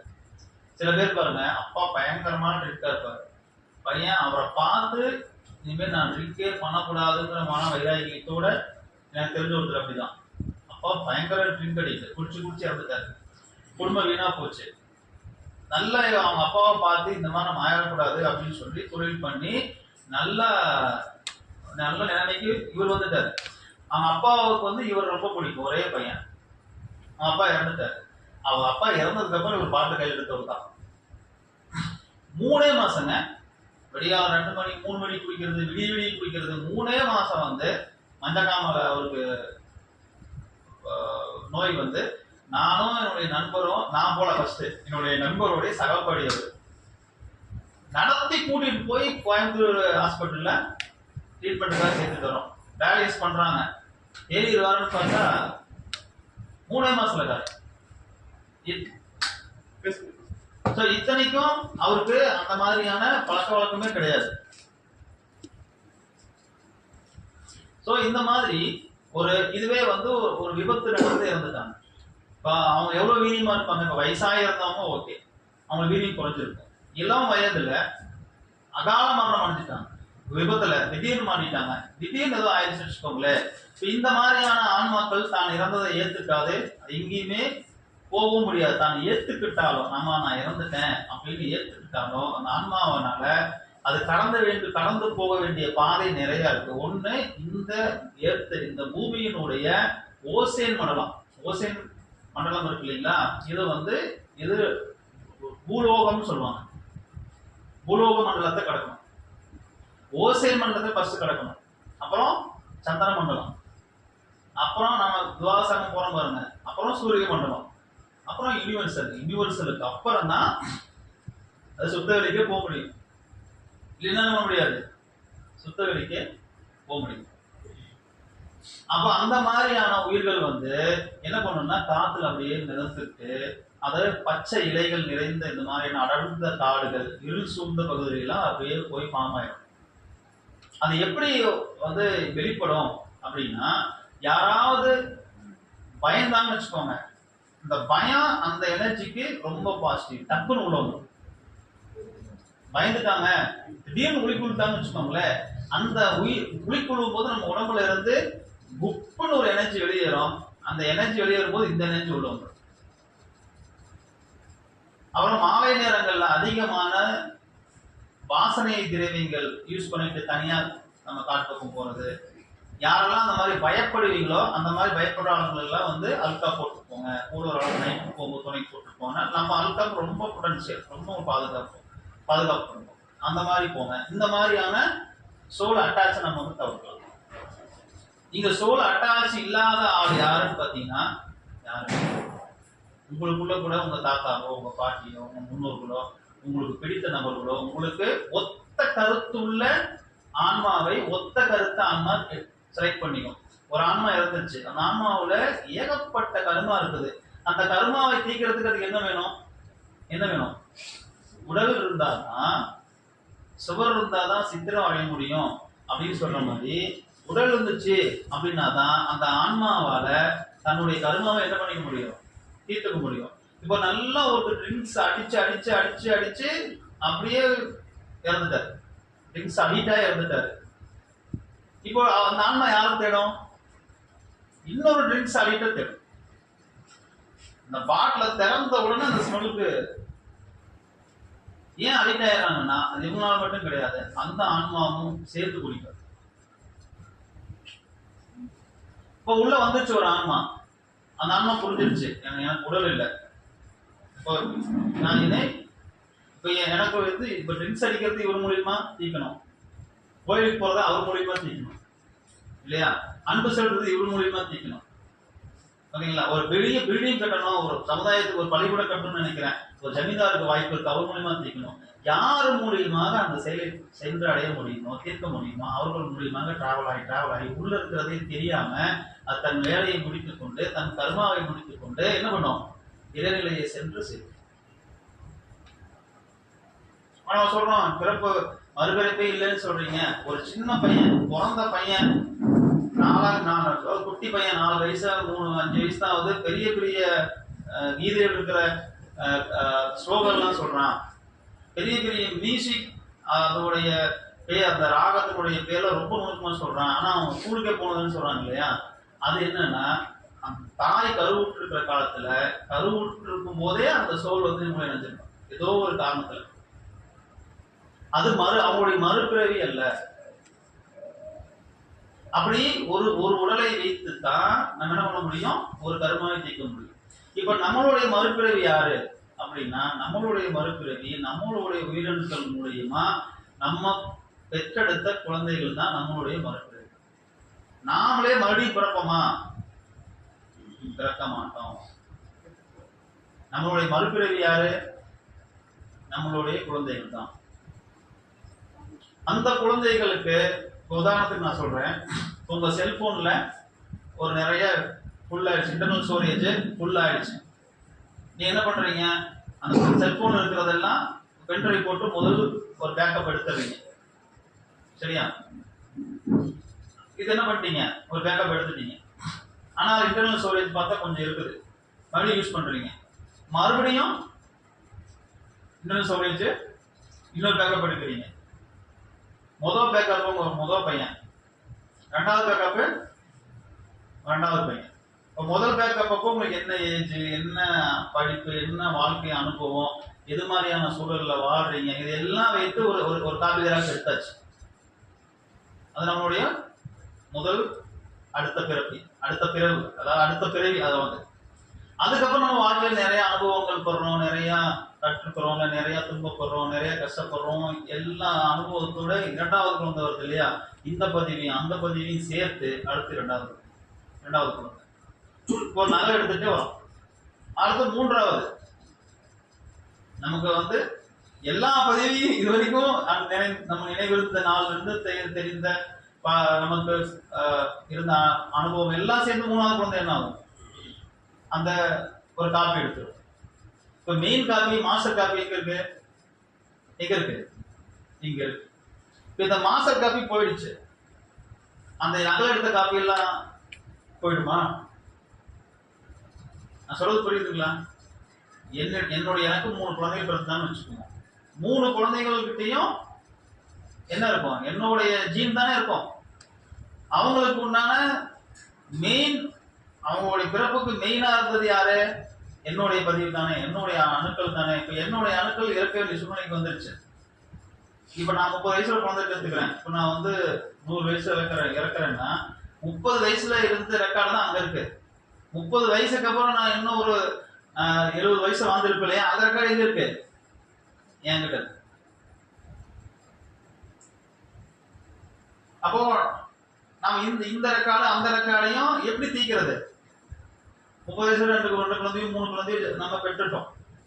அவங்க நம்ம பெற்ற காலத்துல இருந்து அவங்களுக்கு என்ன அனுபவம், என்ன பதிவுகள் உள்ள இருக்கோ அதை வைத்து அவன் நல்லா படிப்பான், நல்லா படிக்காம போவான், ஊதாரி ஆவான், பெரிய ஆளாவான், என்னவோ அவன் அவங்க கிட்ட இருக்கிற சரட்டை வைத்து சர்டிபிகேட் இருந்தா அகப்பையில வரும்னு சொல்லுவாங்க இல்லையா? அவன் கருமையத்துல என்ன இருக்கணும், பதிவு இருக்கணுமோ அந்த பதிவை வைத்து நன்மையோ தீமையோ அடைந்து அந்த குழந்தை என்ன ஆகும்? தன் வாழ்க்கையை அடுத்து ஆகும். இப்போ 90 வயசுல நம்ம இருக்கிறோம், 100 வயசுல இருக்குன்னு வச்சுக்கோங்களேன். இப்போ 30 வரைக்கும் ரெக்கார்டு எடுத்ததும் சரி, மேல வாழ்ந்தது 70 வயசு 80 வயசு வாழ்ந்ததும் சரி, எல்லாமே சேர்த்து நான் தவம் செய்து இறைநிலையை உணர்ந்து இறைநிலையோடு இதெல்லாம் கழிச்சிட்டு போனேன்னா அவங்ககிட்ட 30 வயசு வரைக்கும் கொடுத்த ரெக்கார்டு மட்டும் தான் இருக்கும். நான் கொடுக்கல, அப்படிலாம் பண்ணல அப்படின்னா மறுபடியும் 100 வயசுக்கு ரெக்கார்டு யாரு கொடுக்கணும்? நம்ம வாரிசுக்கு தான் கொடுத்துருப்போம். அதனாலதான் ஏன் நம்ம தவம் பண்ணணும் அப்படின்னா, நம்ம குழந்தைகளுக்கு பிற்காலத்துல கர்ம சுமை இருக்காது. நம்ம இருக்கிறத வச்சு தீர்த்து போனா போதும், நாம லோட் பண்ணதையும் சேர்த்து கொடுத்துட்டு போவோம். சொல்ல புரியுது இல்லைங்களா? அப்போ இறப்பு அப்படிங்கிறது விந்தினுடைய உயிரணுக்களுடைய வெளியேற்றத்துல, பிறப்பு என்பதும் விந்தினுடைய வெளியேற்றத்துல.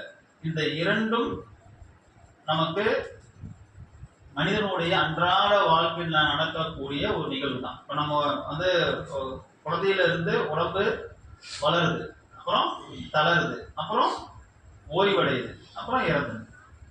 இதுல மறுபிறவிங்கிறது எங்க வந்துச்சு? சயின்டிபிக்காவும் சரி, ஆன்மீக ரீதியாகவும் சரி, இன்னொரு பிறவி வந்துச்சு, இன்னொரு பிறவி தான் இவரு அப்படின்னு சொல்றது யாரும் கிடையாது. இவர் அவர் மாதிரியே இருக்கிறாரு அப்படின்னா அந்த ஆன்மாவினுடைய இணைப்பு இவருக்கு கருமையத்துல, அதாவது அம்மா மாசமா இருக்கும்போது காலத்துல இருந்து இருந்திருக்கலாம். உதாரணத்துக்கு உங்களுக்கு எல்லாரும் எஸ்டிபி ரொம்ப பிடிக்குமா? எஸ்டிபி சிங்கர் ரொம்ப பிடிக்கும், ஆனா நமக்கு பாட வராது. நம்ம பாடினா நம்மளே கேட்க முடியும். ஆனா அப்படி ஒரு சிங்கரை நீங்க ரொம்ப சின்ன வயசுல இருந்து அவர் தான் ரொம்ப பிரியமா இருக்கிறீங்க, அவரையே நினைக்கிறீங்க, அவரையே உள்வாங்குறீங்க. இந்த பதிவு உங்களுக்கு இருக்குமா இருக்காதா? இப்ப அவர் இறந்துட்டார், அந்த ஆன்மாவுக்கு தெரியும் நம்ம இவங்களுக்கெல்லாம் ரொம்ப பிடிக்கும் அப்படிங்கும் போது உங்களோட அந்த ஆன்மா வந்து இணையும். அந்த இணையற காலத்துல நீங்க ஒரு குழந்தையை பெற்றுக்கலாம் அப்படின்னு சொல்லிட்டு ஒரு குழந்தைய உருவாக்குறீங்கன்னா அந்த குழந்தைக்கு இந்த பலன்கள் போய் சேரும். அந்த குழந்தை நாளைக்கு எஸ்டிபி மாதிரியே பாடலாம், ஏன் எஸ்டிபி கூட நல்லா கூட பாடலாம். ஆனா எங்க குடும்பத்துல யாரு எங்களுக்கு எங்க குடும்பத்துக்கு மியூசிக்கும் சம்மந்தமே இல்லைன்னு சொல்லலாம். ஆனா அந்த குழந்தை பிச்சு உதறலாம். அப்ப நீங்க சொல்லலாம் எஸ்டிபியோட அடுத்த பிறவி இது அப்படின்னு நம்ம சொல்ல முடியாது. அந்த கருமையில் இருக்கக்கூடிய பதிவை சுமந்து கொண்டு இந்த சோல் அட்டாச்சோட இணைந்து இந்த குழந்தை, நிறைய குழந்தை பார்த்தீங்கன்னா ஸ்கூலுக்கே போயிருக்காது, இல்லை படிச்சிருக்காது, குட்டி குழந்தையாருக்கும் ஜோசியம் தான் சொல்லுவோம், கேள்விப்பட்டிருக்கோம் இல்லைங்களா? இப்போ ரொம்ப வீரியமான வயசுல இறந்துட்டாங்க. அவங்க நான் தான் இறந்துட்டேன் அப்படிங்கிறத என்ன பண்ணிக்கிற ரெடியா இல்லை, ஏத்துக்கிற ரெடியா இல்லை. இவங்களதான் பேய் பிசாசுன்னு சொல்றோம். இவங்க என்ன பண்றாங்க, இவங்க உள்ள வந்து ஒரு சோலோட அட்டாச் ஆயிட்டாங்க அப்படின்னா நம்ம கேள்விப்பட்டிருக்கலாம். ஒரு லேடி சிகரெட் குடிக்கிறாங்க, தண்ணி அடிக்கிறாங்க, கேட்டா பேய் குடிச்சிச்சுங்கிறாங்க. 17 பேய் குடிச்சிச்சு, ஒரு பேய் குடிச்சா 20 பேய் அடுத்தடுத்த குடிச்சிருக்கு சொல்றாங்க இல்லையா? எல்லாம் அதுதான். இது உள்ள வந்துச்சு அப்படின்னா அவங்களுடைய தீராத ஆசைகள்லாம் இந்த உடலை வைத்துக்கொண்டு என்ன பண்ணும், நம்மளுடைய ஆன்மாவை, நம்மளுடைய எனக்கு நினைவுகள்லாம் இருக்கு இல்லையா, அதையெல்லாம் டம்ப் பண்ணிட்டு அதை எடுத்துக்கணும் நம்ம பாடியை ஃபுல் கண்ட்ரோல். அதான் அப்போ இருக்கிற தான் என்ன பண்றேன் அப்படின்னு தெரியாம ஆட்டம் போடும். இதைத்தான் நம்ம சொல்றோம் பேய் பிடிச்சிருச்சு. இவங்க எப்போ சாந்தி ஆவாங்க? ஆமா நான் இறந்துட்டேன், எனக்கு உடல் கிடையாது, நான் அமைதியா இருந்து எப்படி இறைநிலையை அடையிறது அப்படிங்கிற வழியை கண்டுபிடிச்சு போகணும் அப்படின்னு முடிவெடுத்தாங்க அப்படின்னா சைலண்டா ஒவ்வொரு உடலையும் தேர்வு செய்து அந்த உடலுக்குள்ள நம்ம டிராவல் பண்ணி அந்த உயிர் என்ன ஆகும், தன்னுடைய ஆசாபாசங்கள்ல தீர்த்து கொண்டு இறுதியில இறைநிலையை போய் சென்றது. இப்ப நாம எப்படி நம்முடைய முதல் சொன்னீங்களாமா குழந்தைகள் தான் அடுத்த பிரிவு. சரி, அடுத்த பிரிவு நம்ம எடுத்துட்டோம். நம்ம என்ன பண்ணலாம், இப்போ ஒரு 2 குழந்தை பெத்தாச்சு, 4 குழந்தை பெத்தாச்சு, அந்த காலத்து மாதிரி 14, 13, 30 குழந்தை கூட பெத்தாச்சு. இந்த மாஸ்டர் பீஸ் என்ன பண்றது? இந்த மாஸ்டர் பீஸை நாம தியானம் செய்து அதுதான் நமக்கு மகிழ்ச்சி வந்து துரியாதம் போட்டிருக்கிறாங்க, இறையிலந்தம் போட்டிருக்கிறாங்க. இளைஞரையோடு ஒன்றி நம்ம நாள்தோறும் அந்த டிராவல் அதுக்குள்ள போயிட்டு வந்துட்டே இருந்தோம் அப்படின்னா ஒரு நாள் நம்ம நிஜமா இறப்போம் இல்லையா? இறக்கும் பொழுது இந்த உயிருக்கு அந்த பழக்கம் இருக்கும், எப்படி ரெகுலரா போயிட்டு வந்த பழக்கம் இருக்கும். எப்படி ஒரு மாடு ஒரே ரூட்ல போயிட்டே வந்துட்டே இருந்துச்சுன்னா அது ஓட்டுறவங்க இல்லைனாலும் மறுபடி வீடு சென்றது இல்லை. அந்த மாதிரி நாம இறைநிலையை போய் சென்றடைஞ்சிருக்கோம். அப்போ நம்ம இந்த மாஸ்டர் பீஸை கொண்டு போய் இறைநிலையில கரையை விட்டுலாம். எடுத்த ஜெராக்ஸ் காப்பில இருக்கு இல்லையா, அந்த ஜெராக்ஸ் காப்பிக்கு வாழும் விதத்தை சொல்லிக் கொடுத்து, வாழும் முறையை சொல்லிக் கொடுத்து, நீயும் அடுத்த மாஸ்டர் பீஸ் தான். இப்போதைக்கு தான் ஜெராக்ஸ், அடுத்த மாஸ்டர் பீஸ் நீ தான். அப்படின்னு வாழும் முறை என்ன, எப்படி நம்ம வாழணும் அப்படிங்கிறதெல்லாம் நம்ம புரிஞ்சு தெளிந்து அவங்களுக்கு வாழும் விதத்தை சொல்லிக் கொடுத்து, மறைபொருள் கண்ணுக்கு தெரியாம இருக்கக்கூடிய விஷயத்தெல்லாம் சொல்லிக் கொடுத்து, உயிர்னா என்ன, மனம்னா என்ன, அறிவுனா என்ன, உயிர் எப்படி உடம்புக்குள்ள வந்துச்சு, எப்படி உடம்புல உயிர் இருக்குது, எங்க உயிர் இருக்குது, அதான் நீங்க ஆயிரத்தில் கத்துருப்பீங்க. உயிர் எங்க இருக்குது? நம்மளுடைய மூலாதாரத்தில். மூலாதாரம்ங்கிறது நாம என்னவெல்லாம் செய்தாலும் எப்படி கர்மா நம்ம மூலாதாரத்துல போய் பதியும்னு சொல்றேன். இப்ப நீங்க எல்லாம் உட்காந்து என்ன பாக்குறீங்க, நான் உட்காந்து உங்களை பார்த்துட்டு இருக்கேன். ஆமாவா இல்லையா? இது நிஜமா பொய்யா? நிஜம் தானே. நான் சொல்றேன், நீங்க உட்காந்துட்டு என்ன பார்க்கல, நான் உட்காந்துட்டு உங்களை பார்க்கல. நான் சொல்றேன் அது பொய்யுங்கிறேன். நீங்க சொல்றது ஏத்துக்கிறீங்களா? நான் சொல்றது ஏத்துக்கிறீங்களா? நான் சொல்றேன் நீங்க உட்காந்துட்டு என்ன பார்க்கலங்க, நான் இங்க உட்காந்துட்டு உங்களை பார்க்கலங்க. நிஜமா பொய்யாது? பொய்யெல்லாம் கை தூக்குங்க. நீங்க பொய் சொல்றீங்க அப்படின்னு கை தூக்குங்க. சும்மா கை தூக்கு எழுதுறீங்க. நான் உட்காந்துட்டு இவ்வளவுதாங்க பாக்குறேன், என்ன நீங்க அதை இப்படி சொல்றீங்க அப்படிங்கிற கை தூக்குங்க. சரியா? அப்போ நான் சொல்றது பொய், நீங்க சொல்றதுதான் நிஜம். ஆமாவா இல்லையா? நீங்க உட்காந்துட்டு என்ன பாக்குறீங்க. சரி, இப்ப நான் உட்காந்துட்டு உங்களை பார்க்கிறேன். கரெக்டு தானே? சரி, இப்போ ஒரு இறந்தவரை கொண்டு சேர்ல உட்கார வச்சிடலாம், அவர் கண்ணை திறந்து வச்சிடலாம். இப்ப அவரு உங்களை பார்ப்பாரா? இறந்தவர் அங்க உட்கார வச்சிடலாம், அவர் என்ன பார்ப்பாரா? என்னங்க இது, இப்பதானே நான் தான் உங்களை பார்க்கறேன்னு சொன்னீங்க. இப்ப நீங்க எதை செலவு பண்ணி என்ன பாக்குறீங்க? உயிர் சக்தியை செலவு பண்ணி பாக்குறீங்க இல்லையா? இது உங்களுக்குள்ள ரெக்கார்ட் ஆயிட்டு இருக்கு. என்னுடைய உருவம், விருவம், என்னுடைய எல்லாமே என்னுடைய இது எல்லாமே எங்க ரெக்கார்ட் ஆகுது? உங்க மூளையில என்ன பதிவா, உங்களுடைய பாடி செல்ஸ்ல ரிஃப்ளெக்ஷன் பதிவா. இது வந்து மசூல்ஸ் ரெக்கார்டு இப்ப சொல்றாங்க. பாடி பதிவுல பாடி செல் ரிஃப்ளெக்டிவ் பதிவா, நம்மளுடைய புலன்கள்ல பழக்க பதிவா. ஓகேங்களா? மூணாச்சுங்களா? நம்மளுடைய கருமையத்துல தரப்பதிவா, நம்மளுடைய நுண்ணுல நுண்ணுயிக்க பதிவா, வான்காலத்துல சமுதாய பதிவா. இப்போ 6 இடத்துல பதிவாயிடுச்சு. நீங்க ஒண்ணு எடுத்து சாப்பிடுறீங்க, என்ன சாப்பாடு பிடிக்கும்? என்ன சாப்பாடு பிடிக்கும்? பிரியாணி. இப்ப பிரியாணி எடுத்து வாயில வைக்கும்போது எப்படி இருக்கும்? மசாலோட தாயா அப்படிங்கிற மாதிரி இருக்கு இல்லையா? இந்த பிரியாணி எடுத்து வாயில வச்சு சாப்பிடும் போது ஒரு கிடைக்கிற அந்த சுகம் உங்களுக்கு முத கிடைச்சது இல்லையா? அப்ப இருந்தான் பிரியாணி உங்களுக்கு பிடிச்ச சாப்பாடா இல்லையா? அப்ப இருந்து உங்களுக்கு ஃபேவரட் ஆயிடுச்சு. இப்ப நீங்க சாப்பிடும்போது என்ன நடக்கும் அப்படின்னா, நாக்கள் எடுத்து சாப்பாட்டை வச்ச உடனே உங்களுக்கு உங்க பாடி செல்ஸ், உங்க கண்ணு, காது, மூக்கு, நாக்கு, ஸ்கின் இருக்கு இல்லையா? 5லையும் இதுதான் பழக்க பதிவா கொஞ்சம். மறுபடியும் அந்த நாக்கு பிரியாணியே தான் கேட்கும். பிரியாணிக்கு ஈக்குவலா ஏதாவது தான் ஒத்துக்குவோம், இல்லைன்னு என்ன பண்ணாரு ஒத்துக்கா. இது பழக்க பதிவு. இப்ப நீங்க சாப்பிடும் போது ஒரு டேஸ்ட் கிடைச்சது இல்லையா? இதுக்கு பேர் வந்து அனுபவம். அனுபவம்னா சூப்பருங்க, இந்த மாதிரி சாப்பாடெல்லாம் சான்ஸே இல்லைங்கன்னு சாப்பிடுறோம் இல்லைங்களா? என்ஜாய் பண்றோம் இல்லையா? இதுக்கு பேர் அனுபவம். இந்த அனுபவம் என்ன ஆயிரும்னா அனுபவமா மாறிடும். இதுதான் எக்ஸ்பீரியன்ஸ். இப்போ 5 புலன்கள்ல நம்ம எதை பார்த்தாலும், எதை கேட்டாலும், எதை பேசினாலும், எதை சாப்பிட்டாலும், என்ன காரியம் செஞ்சாலும் இந்த உடலை பயன்படுத்தி நம்ம 5 புலன்கள்ல பழக்க பதிவா குறைஞ்சிடும். மூளையில என்ன பதிவா குறைஞ்சிடும்? நம்ம உடல் செல்கள் இருக்கு இல்லையா? உடல் செல்கள்ல பிரதிபலிப்பு பதிவா குறைஞ்சிடும். நுண்ணுடல்ல நுண்ணுயிக்கு பதிவா குறைஞ்சிடும். கருமையத்துல தரப்பதிவா குறைஞ்சிடும். இதோட மட்டும் போகாம வான்காந்தத்துல சமுதாய பதிவா குறைஞ்சிடும். இப்ப நம்ம சைக்கிள் ஓட்ட கத்து சிரமம் போடுறோம், கத்துறதுக்கு அப்புறம் 2 கையை விட்டு ரிபிள்ஸ் வச்சு ஓட்டுறோம்ல, அது பாடி செல்ஸ்ல பதிகிற பதிவு. இந்த மாதிரி நம்ம உடம்புலயே 5 இடத்துல பதிக்கிறோம்.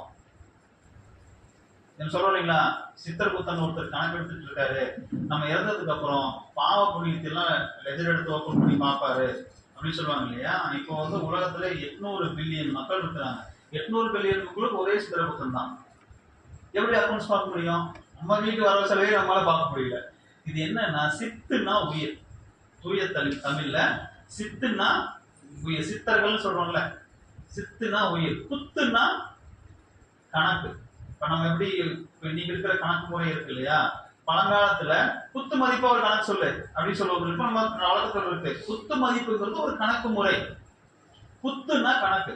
சித்தர குத்தன் அப்படின்னா உயிர் இயங்கி உயிர் பெறக்கூடிய அனுபவத்தை அது கணக்கெடுத்து உயிர் விரிந்து சுருங்கி கருமையத்துல போய் பதிச்சு வச்சுக்கோம். அங்க இருந்து மறுபடியும் எடுத்துக்கொண்டு வந்து நமக்கு அனுபவமா கொடுக்கும். அந்த அனுபவத்தை வைத்து பெறக்கூடிய இன்னொரு அனுபவத்தை கொண்டு போய் கருமத்தில் வச்சிடும். நம்ம கருமையம் அப்படிங்கிறது பிளைட்ல இருக்கிற பிளாக்ஸ், அந்த பிளாக் பாக்ஸ் கருப்பு பெட்டியா பிளாக் பாக்ஸ் மாதிரி எது டேமேஜ் ஆனாலும் அந்த கருப்பு பெட்டி என்ன ஆகாது, ஒண்ணுமே ஆகாது. அதுதான் சோல்னு சொல்றோம். அது அப்படியே தான் இருக்கும். என்னாலும் உடைய அந்த கருமையத்தை கொண்டு போய் தான் நாம சுத்தவழியில கொண்டு போய் கரைக்கணும். இல்லைன்னா அது இருக்கிற பதிவுகள்ல என்ன ஆகாது, சேர்ந்து கொண்டே தான் போகும். அந்த மொபைல்ல வந்து 500 GB இன்டர்னல் ஸ்டோரேஜ் இருக்கலாம். ஆனா நம்ம கருமையத்துக்கு அன்லிமிட்டெட் இன்டர்னல் ஸ்டோரேஜ். எவ்வளவு வந்தாலும் வாங்கி வாங்கி வாங்கி வாங்கி உள்ள கொண்டு போய் வச்சுட்டே இருக்கும். இந்த கருமையத்தை சுத்தம் பண்ணாம இந்த கருமையம் அப்படியே கரைஞ்சி விரிந்து இந்த பூலோக மண்டலம், சந்திர மண்டலம், சூரிய மண்டலம், பிரபஞ்சம் சுத்த வெளிக்குனா விரிய முடியாது. அதுக்கு மனம் வேணும். இறந்துருச்சு, உடல் விட்டு உயிர் போயிடுச்சு அப்படின்னா உடல் இயங்கும் உயிர் உடம்புல இயங்கும் பொழுதுதான் உயிரினுடைய படற்கை நிலை தான் மனம். பூ மலர்ந்தா வாசம் வர மாதிரி, ஃபேன் சுத்துனா காத்து வர மாதிரி, காத்தடிச்சா கடல்ல அலை வர மாதிரி, உயிர் கடல் நீர் வேற அலை வேறையா, கடல் தண்ணி வேற அதெல்லாம் பீச்சு அடிக்கிற அலை வேறையா, ரெண்டு ஒண்ணு தானே. அப்போ உயிர் இயங்கும் பொழுது உயிரினுடைய எழுச்சி நிலை தான் மனம். அப்போ ஒரு நீங்க ஒண்ணு நினைக்கணும் அப்படின்னா உங்களுக்கு மனசு வேணும். மனம்ங்கிறது கூட இருந்தாதான் என்ன நினைக்க முடியுது. ஒரு நினைச்சு பார்க்கலாம், எப்போ இருந்தாலும் அப்படி யோசிச்சு பார்க்கலாம். ஒரு இடத்துக்கு போனா அது எப்படி சிந்திச்சு பார்க்கலாம். ஏதோ ஒண்ணு பேசணும், இதுக்கு மனம் இருந்தா தான் நீங்க அந்த காரியத்தை செய்ய முடியும். மனம் இருக்கும் பொழுதுதான் இறைவனை, கடவுளை நீங்க யோசிக்க முடியும், கடவுளை நினைக்க முடியும்.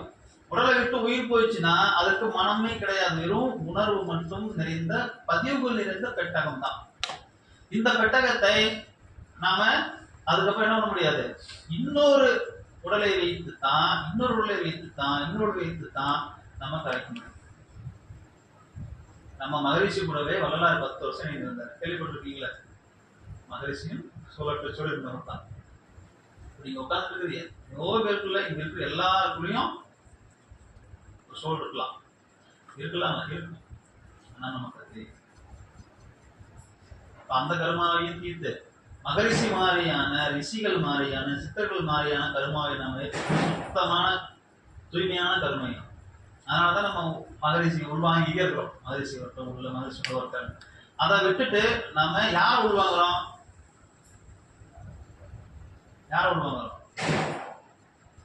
சினிமா நடிகை உள்வாங்குறோம் இல்லையா? சினிமா ஸ்டாரை உள்வாங்குறோம், சீரியல் நடிகை உள்வாங்குறோம். நம்ம கண்ணு நம்மளை பார்க்கறத விட மற்றவங்களை பார்க்கறது தான் அதிகமா இருக்குது. அவங்களுடைய இன்ஃபுளுன்ஸ் நம்ம உள்வாங்கிட்டே இருக்கிறோம். அவங்களுடைய குணாதிசயம் நம்ம கிட்ட என்ன ஆகும், பிரதிபலிக்கும். கண்ணை மூடின உடனே என்ன சாரி கட்டிருக்கீங்க, என்ன சுடிதார் போட்டிருக்கிறீங்க, என்ன கலர்ல ட்ரெஸ் போட்டிருக்கிறீங்க, இது எல்லாம் டக்குன்னு நீங்க நினைப்படி சொல்ல முடியுமா? நீங்க போட்டிருக்கிறது தான் உங்க உருவம் ஞாபகத்துக்கு வருமா?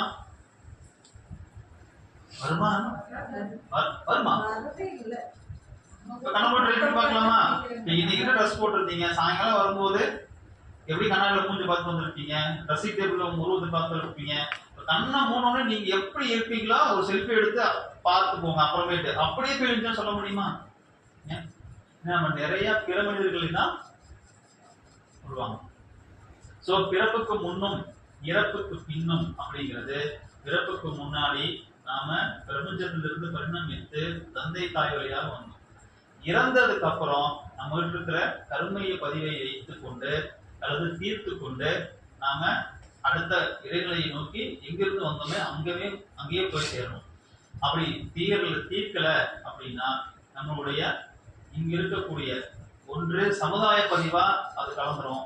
இல்லைன்னா ஒத்த பதிவு யாரோடு இருக்குதோ அவங்களோட அந்த வினைப்பதிவு கலந்து இறுதியா கடைசி இறைவனுக்கு தான் வந்தாங்க. அப்போ மறுஜென்மம் என்பது புண்ணியம் பண்ணா நம்ம சொர்க்கத்துக்கு போவோம், பாவம் பண்ணா நரகத்துக்கு போவோம் அப்படிங்கிறதெல்லாம் நம்மளை வெளிப்படுத்துவதற்காக சொல்லி வைத்த கதை. நரகம் அப்படின்னா நரன் கூட்டல் அகம். இந்த உடம்பு தான் பெருசு அப்படின்னு உடம்புக்குள்ளேயே மாட்டிக்கிறது.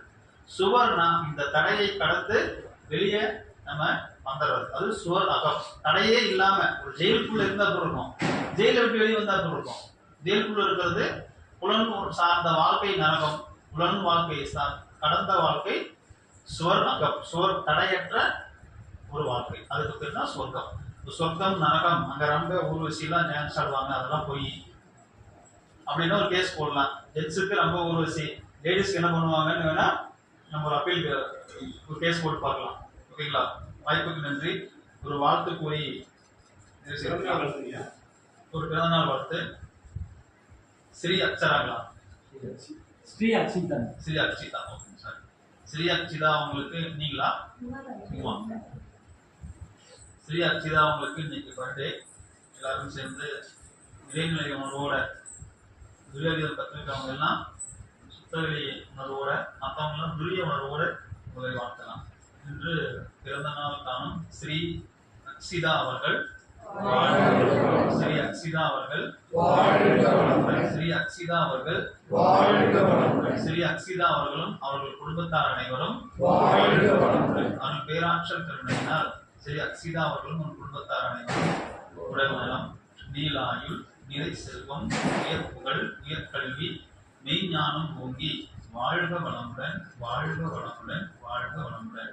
அருள் பேராற்றல் அக்ஷிதா அவர்களுக்கும் அவர் குடும்பத்தார் அனைவருக்கும் அருள் பேராற்றல் இரவும் பகலும் எல்லா நேரங்களிலும் எல்லா இடங்களிலும் எல்லா தொழில்களிலும் உறுதுணையாகவும் பாதுகாப்பாகவும் வழிநடத்தியாகவும் அமைவாக. வாழ்க வளமுடன், வாழ்க வளமுடன், வாழ்க வளமுடன். இந்த நான் சொன்ன மாதிரி நம்ம சொன்ன மாதிரி இந்த சோல் அட்டாச் இல்லாம நாம தப்பிக்கிறதுக்கு ஒரு பயிற்சி மகிழ்ச்சி கொடுத்துருக்காரு. அது என்னன்னு யாருக்காவது தெரியுமா? சரி, நம்ம மகாராசன பயிற்சி பண்றோம் இல்லைங்களா? மகாராசன பயிற்சியில முருகந்தன்மை நம்ம வளர்ச்சி பீஸ் செய்யணும் பார்த்தீங்களா? இது செய்யலாம், உள்ள சோல் இருந்தாலும் வெளியே போயிடும், இந்த சோல் உள்ள வராது.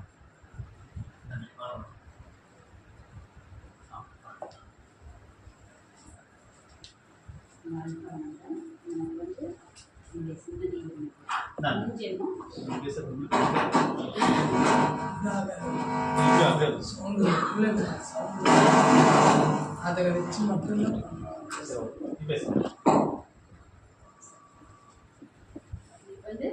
சிந்தனை முன்ஜென்மம் பின்ஜென்மம்.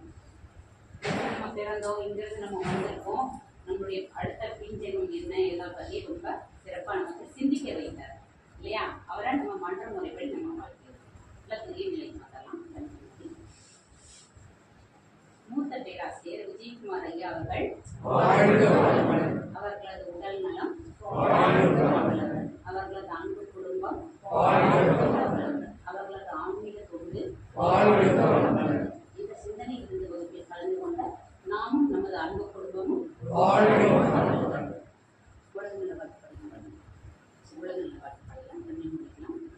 உலகமெல்லாம் பருவமழை ஒத்தபடி பெய்யட்டும், உலகரெல்லாம் தானியத்தை பெருக்கட்டும், பலர்கள் புரிகின்ற பாட்டாளி உயரட்டும், பகுத்துணர்வே தொகுத்துணர்வு பாட்டை